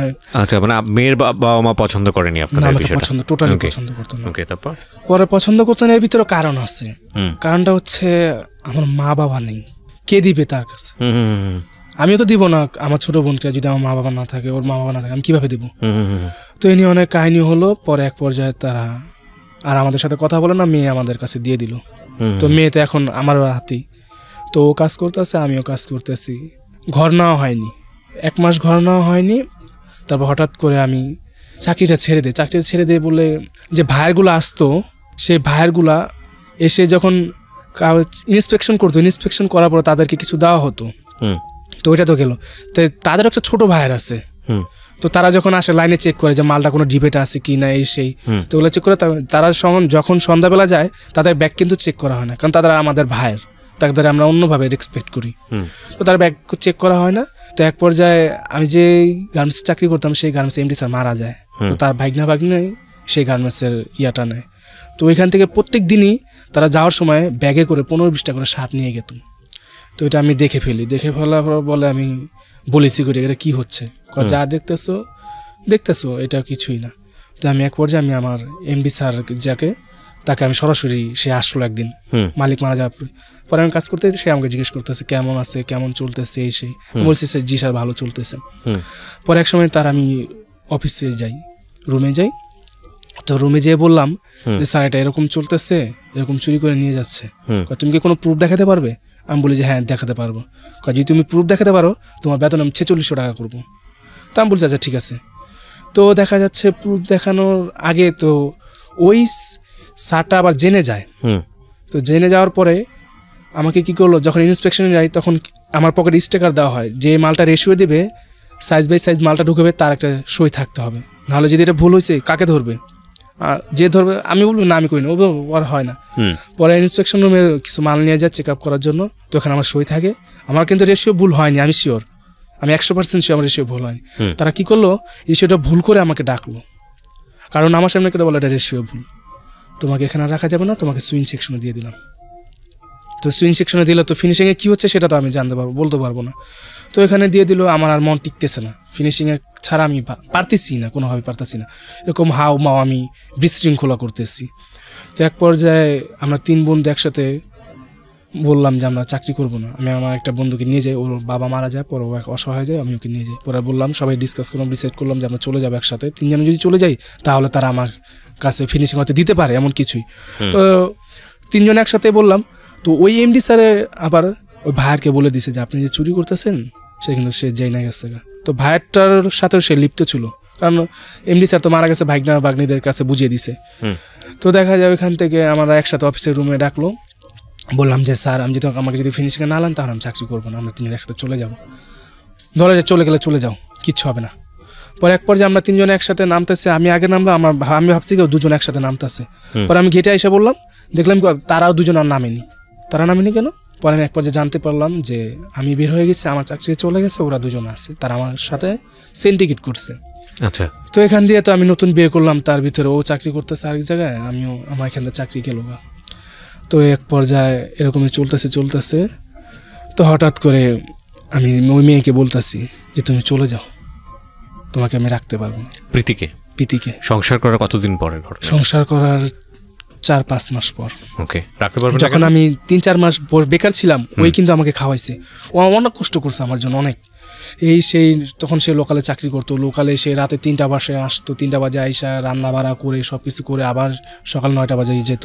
ওরে বাবা, 3টা বাজে আইসা প্রায় করতো, 4টা-5টা বেজে যেত। তার ভিতরে 2-3 ঘন্টা ঘুমায় আবার সে আবার 9টা বাজে সে পুরান ঢাকা থেকে বংশাল হেঁটে আসতো, এরকম হেঁটে আসতো। এত পরিশ্রম করে কয় টাকা বেতন পেত? প্রায় পেত 7-8 টাকা পেত। ওটা সারা মাস এরকম পরিশ্রম করে তো এটা কি উনি করতো শুধু, নাকি না শুধু সবারই একই অবস্থা? সবারই একই অবস্থা, কিন্তু সবাই তো একটা সাপোর্ট পাচ্ছে বাপ মার কাছ থেকে। ও তো সাপোর্টটা কিছুই পায়নি, শুধু আপনাকে বিয়ে করে এই অবস্থা, বিয়ে করে শুধু আমাকে ভালোবাসে।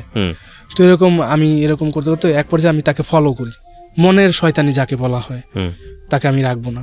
তো আমি তার অফিসের সামনে যে দাঁড়িয়ে থাকতাম, দেখতাম কোনো ছেলে আসে কিনা তার সাথে। ও তো অনেক সুন্দর ছিল, তার গায়ে তো টোকা করলে যদি একটা টোকাও দিতে না অটোমেটিকলি তার চেহারা লাল হয়ে যাবে, এতটা সুন্দর ছিল। আর চুলও খুব বড় ছিল, শরীরের গঠন খুব ভালো, যে কোনো লোক দেখলে তাকে প্রপোজ করে ফেলতো। তো আমি তাকে ফলো করতাম, মাথায় ভূত আসলো, তাকে ফলো করতে করতে এক পর্যায়ে তাকে আমি সোজাসুজি তাকে আমি করতেছি, তার উপরে প্রেশার কিক করতেছি। কেন, মানে কোনো প্রমাণ পেয়েছেন? প্রমাণ পাইনি, এমনিতেই মানে প্রেশার কিক তাকে করতে হবে। তো তাকে এক পর্যায়ে এমন মায়ের দেই, মায়ের ঠেলায় সে কিচ্ছু বলতে পারে না, তবুও সে আমার সংসার করবে। আমি কিস্তি উঠাইছি, সেই কিস্তিও চালাইছি। সে বাজার করতো, সে বাজারে যে বাজার করতো, চালের বস্তা ঘরে ঢুকাতো, ইভেন সে সব কিছুই করতো, আমার পুরো সংসারটা চালাতো, আমার বোনকে খাওয়াতো, আমার বড় ভাইয়াকে খাওয়াতো, ইভেন আমাকেও চালাতো এবং ঘর ভাড়াও দিত। অভিশাপ বলে একটা ব্যাপার আছে, ভয়ঙ্কর রকম ভাবে সেটা তো এত কিছু মানুষের জীবনে আসে। যাই হোক, হ্যাঁ বলেন। তারপর এত কিছু করার পরও দেখা যাচ্ছে সে আর পারতেছে না, তাকে এমন মায়ের দিলাম, খুবই মর্মান্তিকভাবে তাকে মার দিলাম। তো এরকম কদিন যায়, তো তা ভাবি বড় ভাবির কাছে যায়। সে বড় ভাবির কাছে যে বলতেছে, দেখেন ভাবি ও এরকম এরকম বলে দেখো কিছু করা যায় কিনা।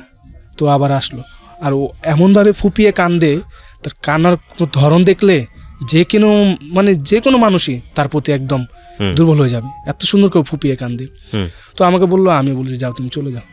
পরে একবার আমার ভাবিদের বাসায় যে সে ইঁদুরের ওষুধ খেলো। তো ইঁদুরের ওষুধ খেলো, ভাবি আর বুঝতে পারতো মানে সুইসাইড করবে। তো ইঁদুরের ওষুধ খাওয়ার পরে আমি তো বাসায় তখন ফোন টিপাচ্ছি, তখন দেখা যাচ্ছে ফোন টিপাচ্ছি, তখন রং নাম্বারে 11টা নাম্বার বানিয়ে মেয়েদের সাথে কথা বলতাম, দেখা করতাম। তো এরকম করে তার আমার তো তখন সেন্সটা ওখানে চলে যায়, আর এখান দিয়ে তো ওকে আমি নির্যাতন করতেছি, ওখানে যেভাবে চলে যায়। তো এক পর্যায়ে সে ইঁদুরের ওষুধ খায়, তখন আমার ভাবি আমাকে বললো, তুই কই তাড়াতাড়ি বাসায়, কী হয়েছে? পরে দেখি কি ও গোড়াগড়ি করছে। পরে আমার পকেটে তো টাকা নেই, তাড়াতাড়ি তুই তেঁতুল নিয়ে আয়। তো তেঁতুল নিয়ে আয়। পরে আমার পকেটে টাকা নেই, আমি ফ্রেন্ডকে বলতেছি তোর কাছে 10 টাকা আছে, দে তো থাকলে। পরে আমি বাজার থেকে তেঁতুল নিয়ে ভাবির কাছে নিয়ে যে ভাবি জগে গুলিয়ে তাকে খাওয়ালো আর বমি করালো, বমি কর। তাকে খাইয়ে নিয়ে কোনোভাবে তাকে মানে সুস্থ করলো। তো এরকম আর কিছুদিন যাওয়ার পরে সে হঠাৎ করে চলে যায় তার মার বাড়িতে। চলে যাওয়ার পরে পুলিশ খবর দেয়। তার ভিতরে আমি একটা চাকরি পাই গার্মেন্টসে, সেটা হচ্ছে মিটফুড একটা গার্মেন্টস আছে। তো মিটফুডে চাকরি পাই, সেখানে আমার ভাবিরাও একসাথে আমরা চাকরি করি। তো তখন দেখা যাচ্ছে ওই মেয়েকে আমি বলা যায় আমি আর রাখবো না, তো থানায় যে অভিযোগ করার পরে আমার ভাত খাবে সে। আচ্ছা। তো আমি এক সময় ওই আবার জন্য গার্মেন্টসে ঢুকলাম, সেখান থেকে আমি বাসায় আসলাম। বাসায় আসার পরে দেখা যাচ্ছে কি হঠাৎ করে 2টা পুলিশ আসলো। ওকে। তো পুলিশ এসে আমাকে থানায় নিয়ে গেলো। থানায় নিয়ে যাওয়ার পরে দেখলাম কি ওই মেয়েটা বসে রয়েছে। পরে ওসি ডাক দিয়ে বলে, এখানে প্রীতি। তো আমাকে বললো, ও অফিসার দেখে বলে, তুইও তো কম না দেখতে, যেটা তোর ওয়াইফ এত সুন্দর, তুইও তো দেখতে কম না স্মার্টলি, এই জন্য তুই তাকে অবহেলা করিস। পরে এখানে বললো বুঝালো পরে বললো যে এখন কাজ করিস না, জাতীয় ওকে নিয়ে যা। আমি সোজা সাপটাই তাকে বলে দিলাম যে স্যার আমি ওকে নিব না। কেন নিব না? স্যার ও অন্যদের সাথে রিলেশন করে, তার কোনো প্রমাণ আছে? না স্যার। তো বললো যে কাছায়। পরে একটা থাপ্পড় দিল, ওই ফার্স্ট আমি পুলিশের সাথে একটা থাপ্পড় খেলাম। থাপ্পড় খাওয়া আমার আরও শরীরে হিট আসলো, মানে আমি বিভ্রান্ত হয়ে গেলাম, আমাকে মারলো। পরে বলছে যে ঠিক আছে 3 দিন পরে আবার আসবি, তোকে ওর হাতে তুলে দিব। পরে 3 দিন পরে আমি টাকা পয়সা আপার থেকে নিয়ে যেয়ে অফিসে থেকে এসে টাকা পয়সা নিয়ে আমি থানায় গেলাম। তো থানায় বসে দেখলাম যে ওই যে গেল, আর আজ অব্দি আর আসলো না, তাকে আজ অব্দি আমি খুঁজে পেলাম না, চলে গেল। ওই যে গেল, মানে 3 দিন পরে গিয়ে থানাতে পাননি, মানে পাইনি, ওই যে চলে গেল। তারপর আমি এখানে আসলাম, ওটা তো শেষ। তারপর গার্মেন্টসের বাড়ি কোথায় ছিল আপনি খোঁজ নেননি? ফরিদপুর ছিল। বাড়িতে যান নাই কখনো? আর কখনো যাইনি। তো যখন আমি ওই গার্মেন্টসে ঢুকলাম, তো গার্মেন্টসে ঢুকে একটা মহিলা ছিল বাটন অপরটা, আমি বাটন অপরটা। তো তাকে আমি বললাম যে আপা এটা কিভাবে গাঁথবো? কয় তুমি আমাকে আপা বলবা না ভাবি বলবা। তার 2টা মেয়ে ছিল, বর্তমানে একটা বদরুন্নেসা ভর্তি হয়েছে, তো আরেকটা বিয়ে হয়েছে, নাতি হয়েছে এখনকার। তো বলে সে ভাবি বলবা। তো ভাবি বলতাম, অফিসের ভিতরে একজনকে আবার ভাবি বললাম, সে বলে তুমি আবার আপা বলবা আমাকে। তো দুজনের ভিতরে খুব একটা আন্ডারস্ট্যান্ডিং জমে গেল। আর আমি যাকে ভাবি ডাকলাম সে আমার প্রতি খুবই ভালো, আর খুবই আমাকে কেয়ার করতো। আমি না খেলে তারা খাওয়াইতো, এবং ওই অফিসটার ভিতরে খুবই আমাকে কেয়ার করতেছে, স্যারও কেয়ার করে, কারণ আমি কাজ ভালো পারি। তো এক পর্যায়ে দেখা যায় কি তারা দুজন, তাদের ভিতরে একটা গ্যাঞ্জাম লেগে যায়। গ্যাঞ্জাম বলতে কি, সে যদি আমাকে পরোটা এনে খাওয়ায়, তারপর দিন সে আমাকে ভালো কিছু খাওয়ায়। বোন ভাবির ভিতরে একটা দ্বন্দ্ব লেগে গেল, তা আমি আর বুঝতে পারি না। তো এক পর্যায়ে ভাবির সাথে আমি কথা বলতে না, ভাবির প্রতি আমি দুর্বল হয়ে যাই। আচ্ছা। তো ভাবির সাথে নিয়ে টিএসসি যাই, টিএসসি নিয়ে ঘুরে ফিরিয়ে সেই তাদের মেয়েকে মার্কেটিং করে দিই। এরকম করতে করতে ভাবি বলে যে কোনো একটা বিয়েতে নিয়ে যেতে পারো না, আমি বিয়েতে যাব। তার হাজব্যান্ড আবার মারা যায়। ভাবিটা অনেক সুন্দর ছিল, ওই অফিসের অ্যাকাউন্টেন্ট স্যার শুদ্ধ তাকে প্রপোজ করে, সে নাকচ করে দেয়, কারণ তার মেয়ে 2টা আছে, সেই মেয়ের দিকে তাকে কিচ্ছু করে না। তার হাজব্যান্ডও মারা গেছে 9 বছর ধরে। তো একবার ভাবিকে একটা অনুষ্ঠানে নিয়ে যাই, আমার এক ফ্রেন্ডের বাগনার মুসলমানি অনুষ্ঠানে। তো নিয়ে যাওয়ার পরে ওইখানে আমার রাত 3টা বাজে, তখন আমার ভাবিকে বললাম যে ঘুমাবেন? কয় আমি ঘুমাবো। তো ভাবিকে ঘুম পাড়াতে দিতে আসলাম। পর আমি এখানে আর আধা ঘন্টা থেকে আমি ভাবির কাছে গেলাম। তো ভাবির সাথে এক পর্যায়ে আমার বুঝতে পেরেছি আমি। হ্যাঁ, তারপর তো হয়ে যাওয়ার পরে ভাবির সাথে কন্টিনিউ চলতে থাকে। ইভেন ভাবি একসময় ভাবিকে নিয়ে আসার পরে আমি আমার ফ্রেন্ডের কাছ থেকে একটা ল্যাপটপ চাই, আমাকে একটা ল্যাপটপ দিত, পরে দিছে, আমি ভাবিকে একটা আড়ালে ভিডিও করি, রেকর্ডিং করি। আচ্ছা, তো আমি এটা রেখে দিই। তো যখন আমি অফিস থেকে চাকরি ছেড়ে দিই, ওই অফিস থেকে আমাকে বের করে দেওয়া হয়, জ্ঞানজাম করার পরে বের করে দেওয়া হয়। পরে তখন ভাবি আমাকে অ্যাবাউট করতেছে, ভাবি তো আমি খুব দুর্বল ছিলাম, অনেক কানাকাটি করতাম ভাবির জন্য, ভাবিকে আমি বিয়ে করবো এসে, আমার ফ্যামিলি সবাই জানে, ওর ফ্যামিলি সবাই জেনে গেছে, এবং ভাবি যে তার দুলাভাইয়ের বাসা নিয়ে গেছে, সেখানেও অকরণ কাজ করছি, তাদের দেশে পর্যন্ত নিয়ে গেছে, সেখানে আমি অকরণ করছি, মানে সব যেখানে নিয়ে গেত খুব ফ্যামিলির মতো নিয়ে গেত। তো এতটা মায় আমি ছাড়তে পারি না। তো ভাবিকে আমি ঠেট দেওয়া শুরু করলাম, এই সেই ঠেট দেওয়া, ভাবির কাছ থেকে অনেক টাকাও নেওয়া হয়েছিল। তো ঠেট দেওয়ার পর এক পর্যায়ে দেখলাম যে সে আর আসতেছে না, পরে আর কি করবো, তখন চাকরিটা ছেড়ে গেলাম, চাকরি তো চলে গেল। আপনি তাকে বলেছিলেন যে আপনি এরকম একটা ভিডিও করেছেন, এই ভিডিওটা আপনার কাছে আছে? ভিডিওটা নেই না, কিন্তু এটা আপনি তাকে বলেছিলেন? হ্যাঁ, আমি তাকে নিজে দেখাইছিলাম। তারপর ভাই বলে যে না, এটা আমার ভিডিও না। আমি কি এটা কি? পরে একসাথে বিভ্রান্ত হয়ে আমি আপনার মেয়েকে কিন্তু দেখাবো, আপনার সবাইকে দেখাবো। তো আমি তার দুলাভাইকে বিচার দিছি, তো তার দুলাভাই রিয়াকশনটা দিচ্ছে এমন যে হতেই পারে, তার হাজবেন্ড নেই, গার্মেন্টসে কাজ করে। একটা বিষয় বলি, মানে সবসময় বলি যে কোনো অনিরাপদ সম্পর্ক পুরো জীবনটাকে আসলে শেষ করে দিতে পারে। ইনফ্যাক্ট আমাদের সোসাইটিতে এই জিনিসগুলো এখন এত বেশি হচ্ছে, এবং এত বেশি পরিমাণে হচ্ছে যে সেটা আসলে কোনো ক্লাস মেনটেন করে না। মানে যার হাতে সেলফোন আছে সেই অপরাধের সঙ্গে জড়িয়ে যাচ্ছে। এই ডিভাইসগুলোকে কীভাবে ব্যবহার করতে হয়, ডিভাইস, সেলফোন বলেন, ল্যাপটপ বলেন, যেমন ওর যে ক্লাসটা যদি একেবারে মার্জিনাল ক্লাস বলি, লিটারেসির দিক থেকে বলি বা অন্যান্য জায়গা থেকে, গ্রাসরুট প্রান্তিক পর্যায়ে, কিন্তু দেখেন ওরা অপরাধটা বোঝে, অপরাধের ধরনটা বোঝে, যে একটা মেয়েকে ব্ল্যাকমেল করতে হলে ভিডিও করে রাখতে হয়, এবং যিনি ওনার সঙ্গে জড়িয়েছেন তার জায়গা থেকেও আপনি যদি বলেন, সেটাও তো চিন্তা ভাবনা করে আসলে মুভমেন্ট করা উচিত ছিল। It's very nasty actually, because এগুলো থেকে আমাদের আসলে একটা ভয়ঙ্কর রকমভাবে বিপদ হতে পারে, সেই জায়গাটাতে সতর্ক হওয়া উচিত। হ্যাঁ, তারপর দেখা যাচ্ছে তাকে আর পারতেছি না কোনোভাবেই ব্ল্যাকমেল করে, তো এক পর্যায়ে তাকে ছেড়ে দেওয়া হলো। ছেড়ে দেওয়া বলে আমি ওইখান দিয়ে আমার ওয়াইফটা চলে গেল, ওইখান দিয়ে এটাও চলে গেল, চাকরিটাও চলে গেল। তো আমার ভাইয়া কাজ করতেছে, খাচ্ছে আমার ছোটো বোনকে নিয়ে। তো আমার বড় আপা বললো কি যে তুই ওখানে কী করবি, আমার কাছে এসে পড়। আমার বড় আপা আমাকে নিয়ে গেল, যে আপন দুই বোনের কাছে, আমার আপন দুই ভাই, চাস্তো ভাই যে বিয়ে করলো, তাদের কাছে নিয়ে গেল। তো তাদের কাছে থেকে আমি মোটামুটি 1 মাস চাকরি করলাম। তো করার পরে আমার দুলাভাই একটা আপন মামতো বোন আছে, নাম হচ্ছে কবিতা। তো তার একটা বোন, তো তাকে দেখতাম অত একটা কেয়ার করতাম না। তো দেখা যাচ্ছে এক পর্যায়ে একটা বিয়ে আসলো, ওই এলাকায় আমার একটা ফ্রেন্ডের বিয়ে আসলো। তো এই বিয়েতে তাকে দেখে আমার খুব ভালো লাগলো। আর ওর একটা বিয়ে হয়েছে আগে, কোথাও এক প্রভাবশালীর কাছে বিয়ে হয়েছে, তো ওখানে যায় না, সে এখানে থাকে নির্যাতনের জন্য। তো তার কাছে যায় না, এখানে থাকে। তো তার সামনে যে আমি তার চুলটা একটু সামনে পড়া ছিল কিছু চুল, তো ওইখানে একটা ফু দেওয়ার পরে চুলটা সরে যায়। তো ওইখান থেকে না ওর খুব ভালো লাগে, আর আমার খুব ভালো লাগে। খেতে বসেই আমি বলতেছি আমাকে একজনকে পছন্দ হয়েছে। তো ফাট করে আমার শালি জেনিকে, তার ছোটো বোন বলতেছে আমি জানি কে। পরে তুমি জানো? পর হ্যাঁ। পরে বলে খাওয়া দাওয়া শেষ, সবাইকে বিদায় দেওয়া হলো। পরে বললো যে আমার বোন। আমি বলি হ্যাঁ। পরে আমি বলি তাকে যে বললাম আমি তোমাকে ভালোবাসি। তো আমার ওর ছোটো বোন আমার পিয়নগিরি করতেছে। তো এরকম আলাদা নেওয়ার পরে তার এক পর্যায়ে তার নাম্বার নিই আমি। তার নাম্বার নেওয়ার পরে সারাত কথা বলার পরে প্রায় 15-20 দিন কথা বলি। তো 1 মাসের মাথায় সে বলতেছে আমি তোমাকে ভালোবাসি। তো এক পর্যায়ে তাকে আমি নিয়ে ভাইগা যাওয়ার প্রিপারেশন নেই। তো ভাইগা যাওয়ার প্রিপারেশন নেই, এখন কোথায় যাব? তখন আমার সাতটা ছিল 2100 টাকা, 7 দিন কাজ করলে 2100 টাকা পেতাম। কোথায় যাব?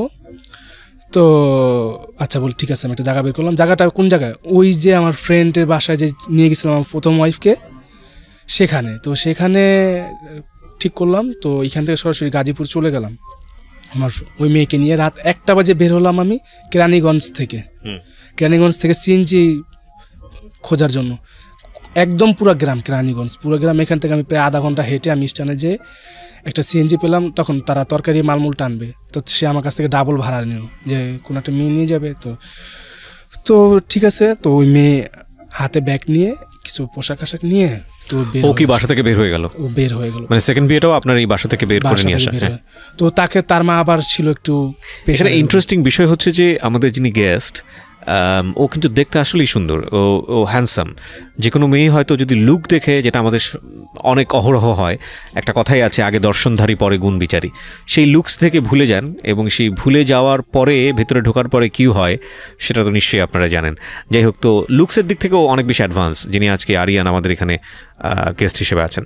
হ্যাঁ, তারপর দেখা যাচ্ছে ও বের হবে কীভাবে, ওর মা তো আবার ছিল প্রেশারের রোগী, ঘুম হয় না, প্রেশারের রোগী কিন্তু ঘুম হয় না রাতে, ডায়াবেটিস এসে। তো কী করবে, ওর ছোট একটা ভাই আছে, তারপর একটা ভাই আছে, তারপর একটা বোন আছে, তারপরেও ওর মা সবার বড়, আর ওর বাবা থাকে কুয়েত। তো মাকে থেকে মার কাছ থেকে কোনোভাবে ছুটে আসা যাচ্ছে না, তো মাকে রোজ রাতে ওষুধ দেয়, বরাবর মতো সে রাতে ওষুধ দিল। তো সে রাতে ওষুধ দেওয়ার আগে ঘুমের ওষুধ দিয়ে দিল, যে যদি ভাইগা যেতে হয় ঘুমের ওষুধ ছাড়া চলবে না। তো ঘুমের ওষুধ দিয়ে দিল, সে ঘুমের ওষুধ খেয়ে রাতে ঘুমালো, তারপরে সে এসে পড়লো। ভাইগা এসে সোজা আমরা কোনো মতো আমার এক বড় ভাইয়ের বাসা উঠি, ফজরে আজান দেয় তখন আমরা খোলামুড়া ঘাটে। তো এখান থেকে সব জানাজানি হয়ে গেছে, সকাল 6টা বাজে যে আমার মেয়েকে নিয়ে ভাই গেছে। আর তারা খুবই প্রতাপশালী ছিল, অনেক টাকা পয়সাওয়ালা ছিল। তো তারা হ্যারাসমেন্ট করতেছে। তো আমি কিন্তু আমাদের বাসার পিছে, যখন 10টা বাজে সকাল, আমাদের বাসার পিছে, কিন্তু সবাই কিন্তু এদিকে খোঁজাখুঁজির ভিতরে খুব ব্যস্ত। তারা বলতেছে বোনের বদলে বোন নেবো, জানের বদলে জান নেবো, আমার ফ্যামিলিকে অত্যাচার করতেছে। আমার ওখানে 2টা বোন বিয়ে দিছি, সেই 2টা বোনের ভিতরে অনেক অত্যাচার চলতেছে। ইভেন সব কিছুর ভিতরে একটা খুব ভয়ঙ্কর একটা দুর্ঘটনা ঘটে যাচ্ছে। তো এখান থেকে সরাসরি আমরা গাজীপুর চলে গেলাম। গাজীপুর চলে যাওয়ার পর 1 সপ্তাহ নিখোঁজ ছিলাম। পরে আমার ছোটো বোনকে থানায় নিয়ে যায়, আমার ফ্যামিলিকে হ্যারাসমেন্ট করে। তো এক পর্যায়ে আমার ভাইয়ের সাথে যোগাযোগ করার চেষ্টা করি, ভাইয়া বলে যে তোর কিচ্ছু করুম না, তুই আয়। পরে আমার মেজো ভাইকে বলতেছে না আমি আসবো না, তোমরা তাকে দিয়ে দিবা, কয় না আমি দিব না। পরে আমি ভাবিকে দাও, পরে ভাবিকে বলতেছি, ভাবি বলতেছে যে ভাইয়া তুই আয়, তোরা কি কিচ্ছু করবো না, তুই আয়, আমি তোর দূরে পায়ে দিই। কিন্তু আমাদের অনেক সমস্যা হচ্ছে, টাকা খুঁয়ের মতো টাকা ঢালছে তার মা, তো ঢালতেছে। তো এরকম এক পর্যায়ে আমরা সোজাসুজি বাউবাজার, এখানে একটা কোর্ট আছে, সোজাসুজি সেই কোর্টে চলে গেলাম ও আর আমি। তো কবিতাকে নিয়ে সোজা আমি বাউবাজারে ওই কোর্টের সামনে দাঁড়ালাম। আমার ভাইয়া আসলো কিছু টাকা নিয়ে। তো এখানে আমাদের কোর্ট কাবিন হয়। কোর্ট কাবিন হওয়ার পরে আমরা এক বাসায় গেলাম, আমার ভাইয়ার এক বন্ধুর বাসায় নিয়ে গেল। তো মেয়েকে বুঝালো, যখন তোমাকে কোর্টে নেওয়া হয়েছে, বিয়ে করা হয়েছে, তখন যখন তোমাকে কোর্টে উঠানো হবে তখন তুমি কি জবানবন্দি দিবা। বলে কি জবানবন্দি দিব, যদি বলো যে ও তোমাকে সৎ ইচ্ছায় না নিয়ে আসছে তখন আমরা 14 গোষ্ঠী ফেসে যাব। আর যদি বলো যে না আমি স্ব ইচ্ছা এসেছি, ওকে আমার কোনো এখানে কেউ হাত নেই, ওকে আমার জোর জবরদস্তি করেনি, যদি বলো তাহলে আমরা বেঁচে যাব।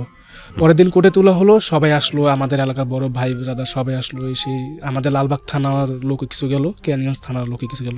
তার আগের দিন হচ্ছে কেরানীগঞ্জ থানার লোকজন লালবাগ থানাকে টাকা খাইয়ে এখান থেকে আমার বোনকে তুলে নিয়ে যায় থানায়। বলতেছে যদি ওর বোনকে নিয়ে যায় তাহলে ওর মেয়েকে পাবো, আমার মেয়েকে পাবো। তো ওকে আর নেওয়া হয়নি, কিছু টাকা দিয়ে থানা থেকে সাথে ওই রাতে নিয়ে আসা পড়েছে। তো কোর্টে দেওয়ার পরে তাকে এরকম বোঝানো হলো। তারপরে দেখা যাচ্ছে সে কোর্টে জবানবন্দি দিল যে আমি মা চিনি না, আমি আমার হাজব্যান্ডের কাছে যাব। পরে আমরা সবাই সন্তুষ্ট হলাম। তো ওই পরের দিনে আমাকে নিয়ে আসা হলো। তারপরে আমি মোটামুটি 1 মাসও যাইনি, তার মাদের সাথে আমি আবার যোগাযোগ করলাম, আমি নিজেই ফোন দিলাম। তার মা একটু জাদুটনা করলো, মানে জাদুটনা। আমার আপা বলতেছে দেখ মিল হয়েছে ভালো কথা, কিন্তু তাদের সাথে যোগাযোগ করিস না, তারা কিন্তু তোর উপরে খুব জাদুটনা করতেছে। আর এগুলা ওই এলাকার মানুষ খুবই বিশ্বাস করে। তো হয়তো এগুলাই করছে কিনা আমি তা জানি না। ঠিক 1 মাসের মাথায় আমি তাকে ফোন দিই, আমার শাশুড়িকে। পরে সে চিৎকার পেরে কান্নাকাটি করতেছে, বাজান আয় তোরা দেখি, এই সেই বলে এক পর্যায়ে মিল হলো। তাদের বাসায় যাওয়া আসা হচ্ছে, সব কিছু হচ্ছে। তো দিন যত যাচ্ছে তত তার প্রতি আমার মায়া বাড়ছে, কবিতার প্রতি। ওকে, খুবই মায়া বাড়ছে, এতটা মায়া বাড়ছে যে বলার বাহিরে। আর সেও খুবই ভালোবাসতো আমাকে। তো এরকম হঠাৎ যাওয়া আসা হতে এক পর্যায়ে আমি তাকে নিয়ে আসতে গেলাম, আমাকে দিচ্ছে না, মারধর করলো যে তোমাকে দেওয়া হবে না, যাও তুমি চলে যাও, পরে দেখা যাবে, এই সেই। তো এরকম করে আমার ফ্যামিলি একবার নিয়ে আসলো, দিল। এরকম প্রায় ঘটনা ঘটতেছে। আমি মাই খেলাম, আমার জন্য অনেক মাই খেয়েছি, বৃষ্টির ভিতরে ভিজে আমি হাইটা গেছি, এখান থেকে কেরানীগঞ্জ আবদুল্লাপুর হাইটা গেছি। তো এই যাওয়ার আসার পরে তাও দিচ্ছে না। প্রায় গুতা খাওয়ার পরে এক পর্যায়ে হঠাৎ করে আমার ভাইয়া, যখন আমি কাজ করতে, আমার ভাই আমাকে ফোন করে বললো যে তুই কোথায়। বললাম যে আমি কাজে। বলে তুই কাজ শেষ করে একটু আসিস। তো আসার পরে বলে তুই ওখানে ভালোবাসিস, আমাকে হ্যাঁ। আর সেও দেখছে আমি তাকে অনেক ভালোবাসি, এতটাই লাভ করি যা বলার বাহিরে। তার জন্য আমি অনেক কিছু করতে পারি, সে জানতো, আমার ফ্যামিলি জানতো। তো এক পর্যায়ে ভাই এই কাগজটা দিয়ে বললো ধর। পরে আমি দেখি এটা ডিভোর্স কাগজ, মানে কবিতার ফ্যামিলি থেকে ডিভোর্স দিয়ে দিয়েছে আপনাকে। আপনাকে ডিভোর্স দিয়ে দিয়েছে? আমাকে ডিভোর্স দিয়ে দিয়েছে। পরে ডিভোর্স দেওয়ার পরে আমি তো মানতে পারতাছি না। কেমন পারবেন? আপনার প্রথম ওয়াইফ যেভাবে মানতে পারে নাই, প্রথম ওয়াইফের জীবনের ঘটনা আপনার লাইফে রিপিট হলো, এটাই নিয়তি আসলে। ওকে, তারপরে দেখা যাচ্ছে আমার খাওয়া দাওয়া সব টোটালি একদম শেষ হয়ে গেল। আমার বাসার যে গলি, আমি সেই গলিতে না ঢুকে আমি আর গলিতে ভুলে ঢুকে যাচ্ছি। মানে এতটাই পরিমাণে আমি মানে সবকিছু সেন্স কিচ্ছুই ছিল না। আমি কোথায় থাকি, কি খাই না খাই, কে খবর রাখতেছে, কিন্তু আমি কিছু মনে নেই। তো কি করলাম, আমি টাকা জমাচ্ছি, টাকা নিচ্ছি আর ফকিরের পিছে দৌড়াচ্ছি। বলে অমুক একটা ফকির আছে, তুই যা গেলে তুই তোকে কাজটা করে দিতে পারবি। যে যেখানে বলতেছে, সেই সাধু বাবা থেকে নিয়ে সেই গ্রাম অঞ্চল সব জায়গায় আমি যা কাজ করতেছি, সেই সব টাকা আমি কি করতেছি, তার পিছে ঢালতেছি।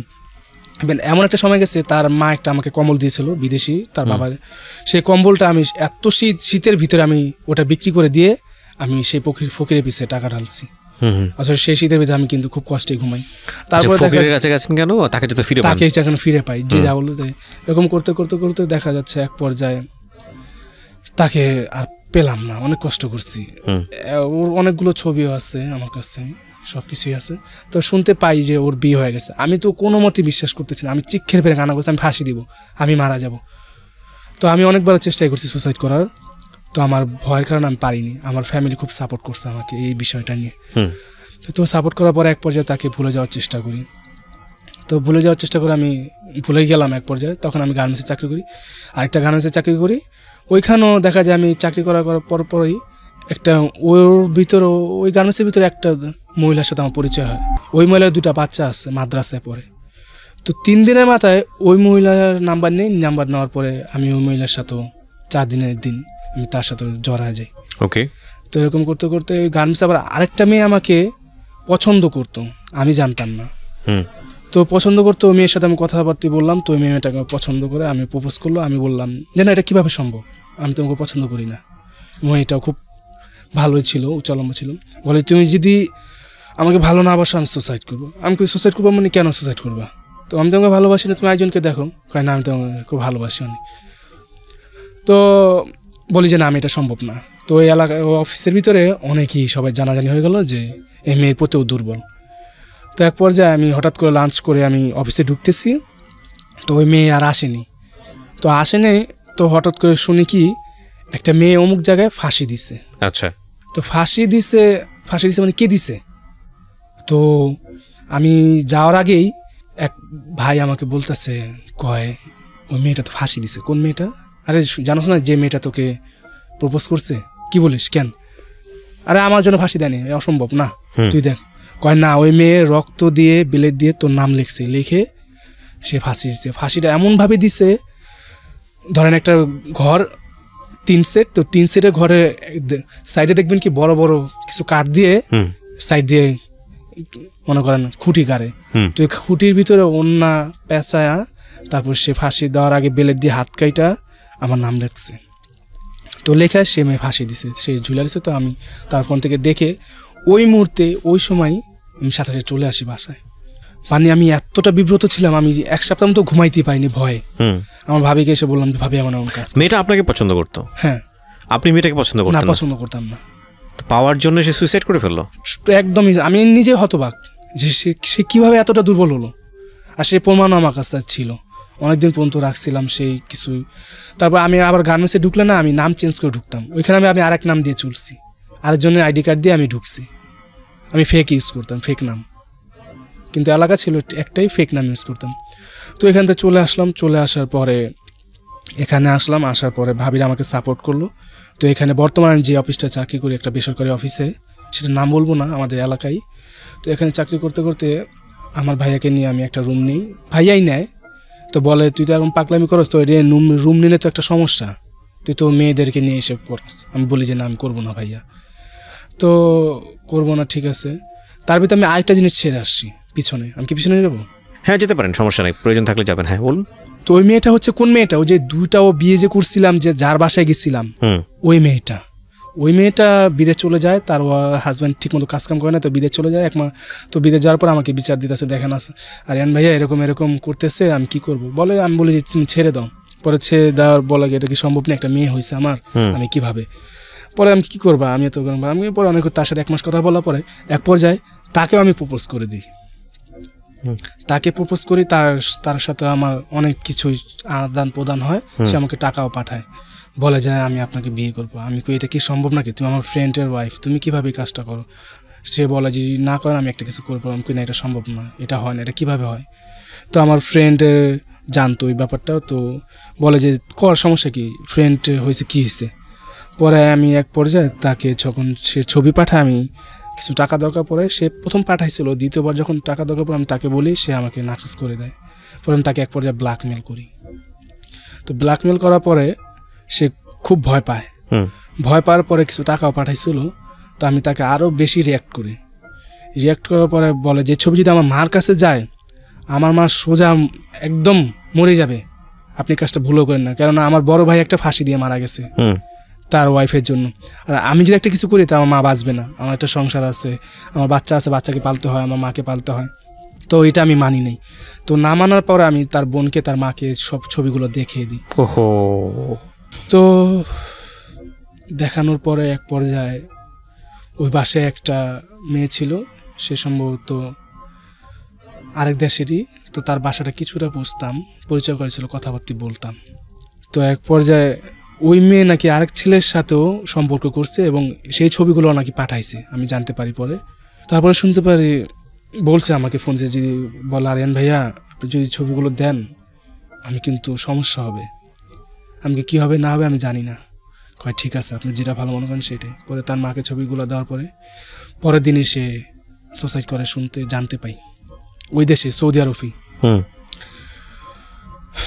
তো জানতে পারার পরে সেই লাশটা আর বাংলাদেশে আনা হয়নি, কেন মালিকটার উপরে খুবই টর্চারিং আছে যে এ মেয়ে তোমার বাসা থেকে কীভাবে ফাঁসি দিল, কেন ফাঁসি দিল।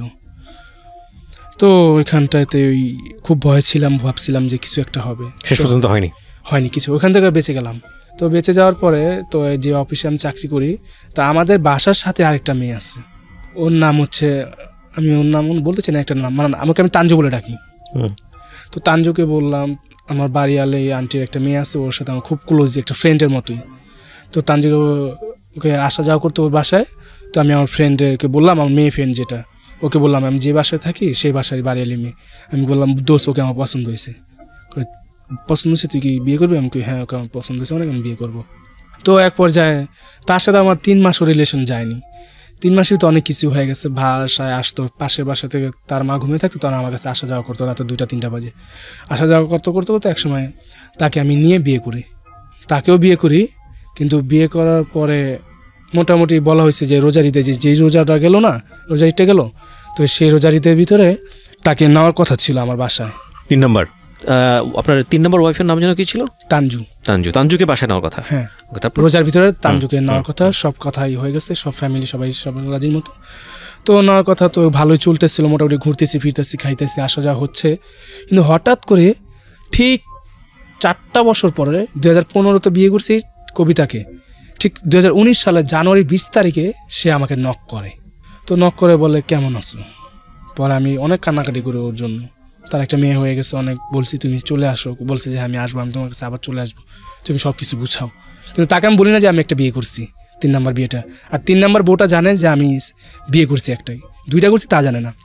তো 3 নম্বরটা বিয়েটা করার পরে সে জানে না, কিন্তু সে হঠাৎ করে বুঝতে পারতেছে যে আমি তাকে অ্যাভয়েড করতেছি। তাকে যে অ্যাভয়েড করতেছি কেন সে আর জানে না। পরে এক পর্যায়ে আমি ওই কবিতার পিছে ছুটাছুটি করি। তো ছুটাছুটি করার পর এক পর্যায়ে সে যা চাইতো আমি তাই দিতাম, তার সাথে দেখা করতাম। ইভেন কি আমি রাতে 11টা বাজে খোলামুড়া ঘাট পার হয়ে তার সাথে দেখা করতে গেছি। 2 ঘন্টা 3 ঘন্টা রাস্তা হেঁটে গেছি গ্রামের ভিতরে। এতটা মানে খুব ভয় বিরন্ত, মানে খুবই ভয়, সেখানে আমি হেঁটে গিয়েছি। তো যাওয়ার পরে তার জন্য ওষুধ নিয়ে গেছি। খালি বলছে যে সে জ্বর বলছে, আমি সাথে সাথে তার জন্য ওষুধ নিয়ে গেছি। তো 11টা বাজে রওনা দিয়েছি, রাতে 3টা বাজে ওইখানে যে পৌঁছাইছি হেঁটে। তো তার জন্য ওষুধ দিয়ে আসার পরে আসার সময় আমাকে পুলিশ ধরে বলে তুমি কোথায় গেছিলে। আমি কেন, আপনাকে যাওয়ার সময় বললাম না, দেখলেন না আমি যে ওষুধ নিয়ে গেছিলাম। পরে আমাকে গাড়িতে নিয়ে সাথে থানায় নিয়ে যায়। থানায় যে কিছু মাইর দূর করার পরে সব বিস্তারিত সব ঘটনা বলি, যে ছবি, কিন্তু আমি যে বিয়ে করছি 3 নম্বর সেটা আর পুলিশকে বলি না। পরে আমার ভাই আমাকে ছাড়াই নিয়ে আসে, যাইয়া 2 দিন থাকার পরে ছাড়াই নিয়ে আসার পরে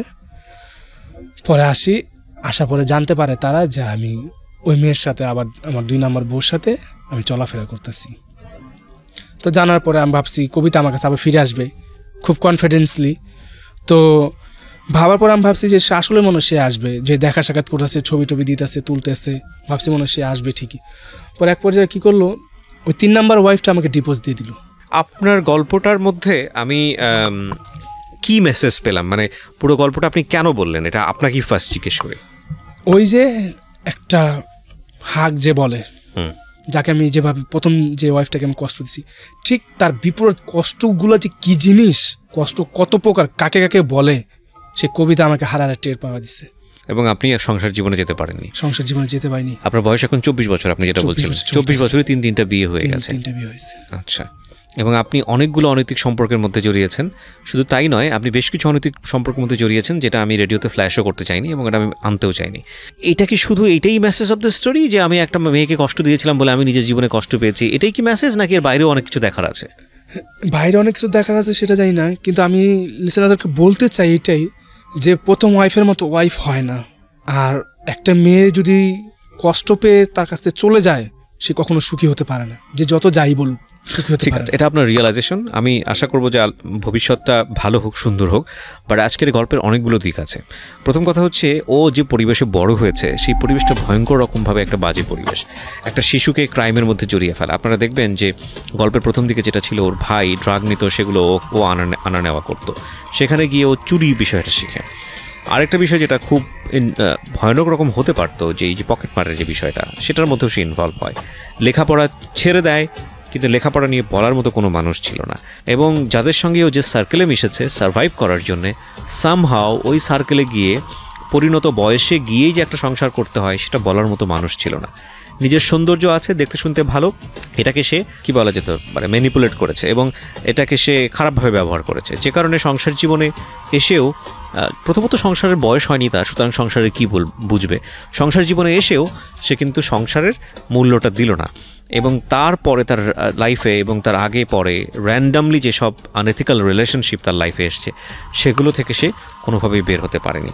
এখনও সে কোনো না কোনোভাবে ইনভলভ। আমি এই জায়গাটা থেকে আপনাকে একটা প্রশ্ন করতে চাই, এগুলো তো ভালো কাজ না, এগুলো তো অন্যায় কাজ। এবং আপনি যে ধরনের কাজগুলো করেন, সেটা আপনি জেনেও এটার মধ্যে ইনভলভ হন, যেটা আপনি শুরুতেই বলছিলেন, যে আপনি চেষ্টা করেন না যে এখান থেকে বের হয়ে আসবো, এটার ভালো কাজ না, এই জায়গাটায় আমার যাওয়া উচিত না, এই কাজটা আমার করা উচিত না। তারপর আপনি কিওর হতে পারেন না, কেন পারেন না? ওই যে আমাকে সাপোর্ট করে দেওয়ার মতো কেউ নেই। আমার মা বাবা মারা যাওয়ার পরে আমাকে ওরকম একটা কেউ সাপোর্ট দেয়নি। আমি সাপোর্ট কি, সাপোর্টের জায়গাটা থেকে আমি বলি আদর শাসন খুব প্রয়োজন একটা মানুষের। হ্যাঁ, প্রথম কথা হচ্ছে যে যেইটাকে আমি সবসময় বলি, যে এই যে বহুগামিতা, এই বহুগামিতা ভয়ঙ্কর রকমভাবে একটা নেশা। এবং এই নেশাটা, এটা আপনি হিডেন সার্ভে করে যদি দেখেন, যে কম বেশি অসংখ্য মানুষের জীবনে এই জিনিসটা আছে। কিন্তু এই বহুগামিতা যে কত ভয়ঙ্কর হতে পারে, এবং এটার ইম্প্যাক্ট যে কত ভয়ঙ্কর হতে পারে, একটা সুন্দর সংসার শেষ হয়ে যায়।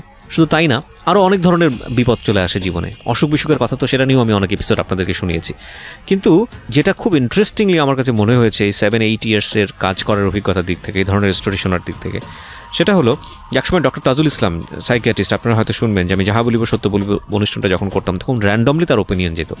সেখানে তিনি একটা খুব দারুণ কথা বলেছিলেন, যেটা আমি জেনে পরবর্তীতে আমি খুব অবাক হয়েছিলাম। খুব শক্তিশালী ড্রাগ ব্রেনের যে জায়গাটায় নেশা তৈরি করে, মানে ব্রেন একটা ড্রাগকে, খুব শক্তিশালী ড্রাগকে যেভাবে নেয়, যদি সহজ করে বলি, তাহলে এই যে সেক্সুয়াল ডাইভার্সিটি, বা ডাইভার্সিটি বলবো না, মাল্টিপ্লিসিটি, বহুগামিতা যেটাকে বাংলায় বলে, এইটাও ঠিক ব্রেনের একই জায়গায় ওই শক্তিশালী নেশার মতো পাওয়ারফুলভাবে সেটা এক ধরনের নেশা তৈরি করে। তার মানে চিন্তা করে দেখেন, একটা পাওয়ারফুল ড্রাগ থেকে মানুষকে বের করতে হলে সারাটা জীবন ধরেই তাকে চোখে চোখে রাখতে হয়, সারাটা জীবন ধরেই তাকে চেষ্টা করতে হয়। আর নীরবে নিভৃতে এই যে অনৈতিক সম্পর্কগুলো, বা আনএথিক্যাল রিলেশনশিপ, বা ভয়ঙ্কর রকমের অপরাধ ধর্মের দিক থেকে যদি বলি, এই যে ঘটনাগুলো ঘটে যায়, সেগুলোর জন্যে আমরা আসলে কী ধরনের স্টেপ নেই? শুধু ভৎসনা, শুধু তুচ্ছতাচ্ছিল্য, শুধু কটু কথা, শুধু একটা মানুষকে অপমান করা দিয়ে ড্রাগ থেকে কি বের করে নিয়ে আসা যায়? যায় না। তাহলে একই পাওয়ারফুল জিনিস, শুধু ভৎসনা, একটা মানুষকে কটু কথা বলা, একটা মানুষকে বারণ করা, সেটা দিয়ে কি বের করে নিয়ে আসা সম্ভব? সম্ভব না। এই জন্যেই আমাদের যেটা ইম্পর্টেন্ট, খুবই গুরুত্বপূর্ণ, সেটা হলো এর ডাইভার্স এফেক্টগুলো কী, এটা কি করে। এই যে একটা সংসার নষ্ট হয়ে গেছে ওর প্রথম ওয়াইফের ক্ষেত্রে, যেটা ও বলল, সেটার পেছনে এটা অন্যতম একটা কারণ ছিল, কারণ ওর অন্য মেয়ের প্রতি নেশা ছিল এবং যে কারণে 3 মাস পরে তাকে আর ভালো লাগছিল না। এবং অদ্ভুত বিষয় হলো সত্য যে ও যখন ওর কাছ থেকে চলে গেছে, ও যখন বুঝতে পেরেছে যে একটা সংসারে একটা মানুষ থাকা মানে শুধু এই সম্পর্কটা না, এর বাইরেও অনেক বড় সম্পর্ক আছে, এই সাপোর্টটা যখন সে পাচ্ছিল না তখন ওই মেয়েটার ভালো দিকগুলো তার চোখে পড়েছে এবং তখন কিন্তু ওই মেয়েটার কাছে সে হন্যে হয়ে ছুটে গেছে, কিন্তু মেয়েটার তাকে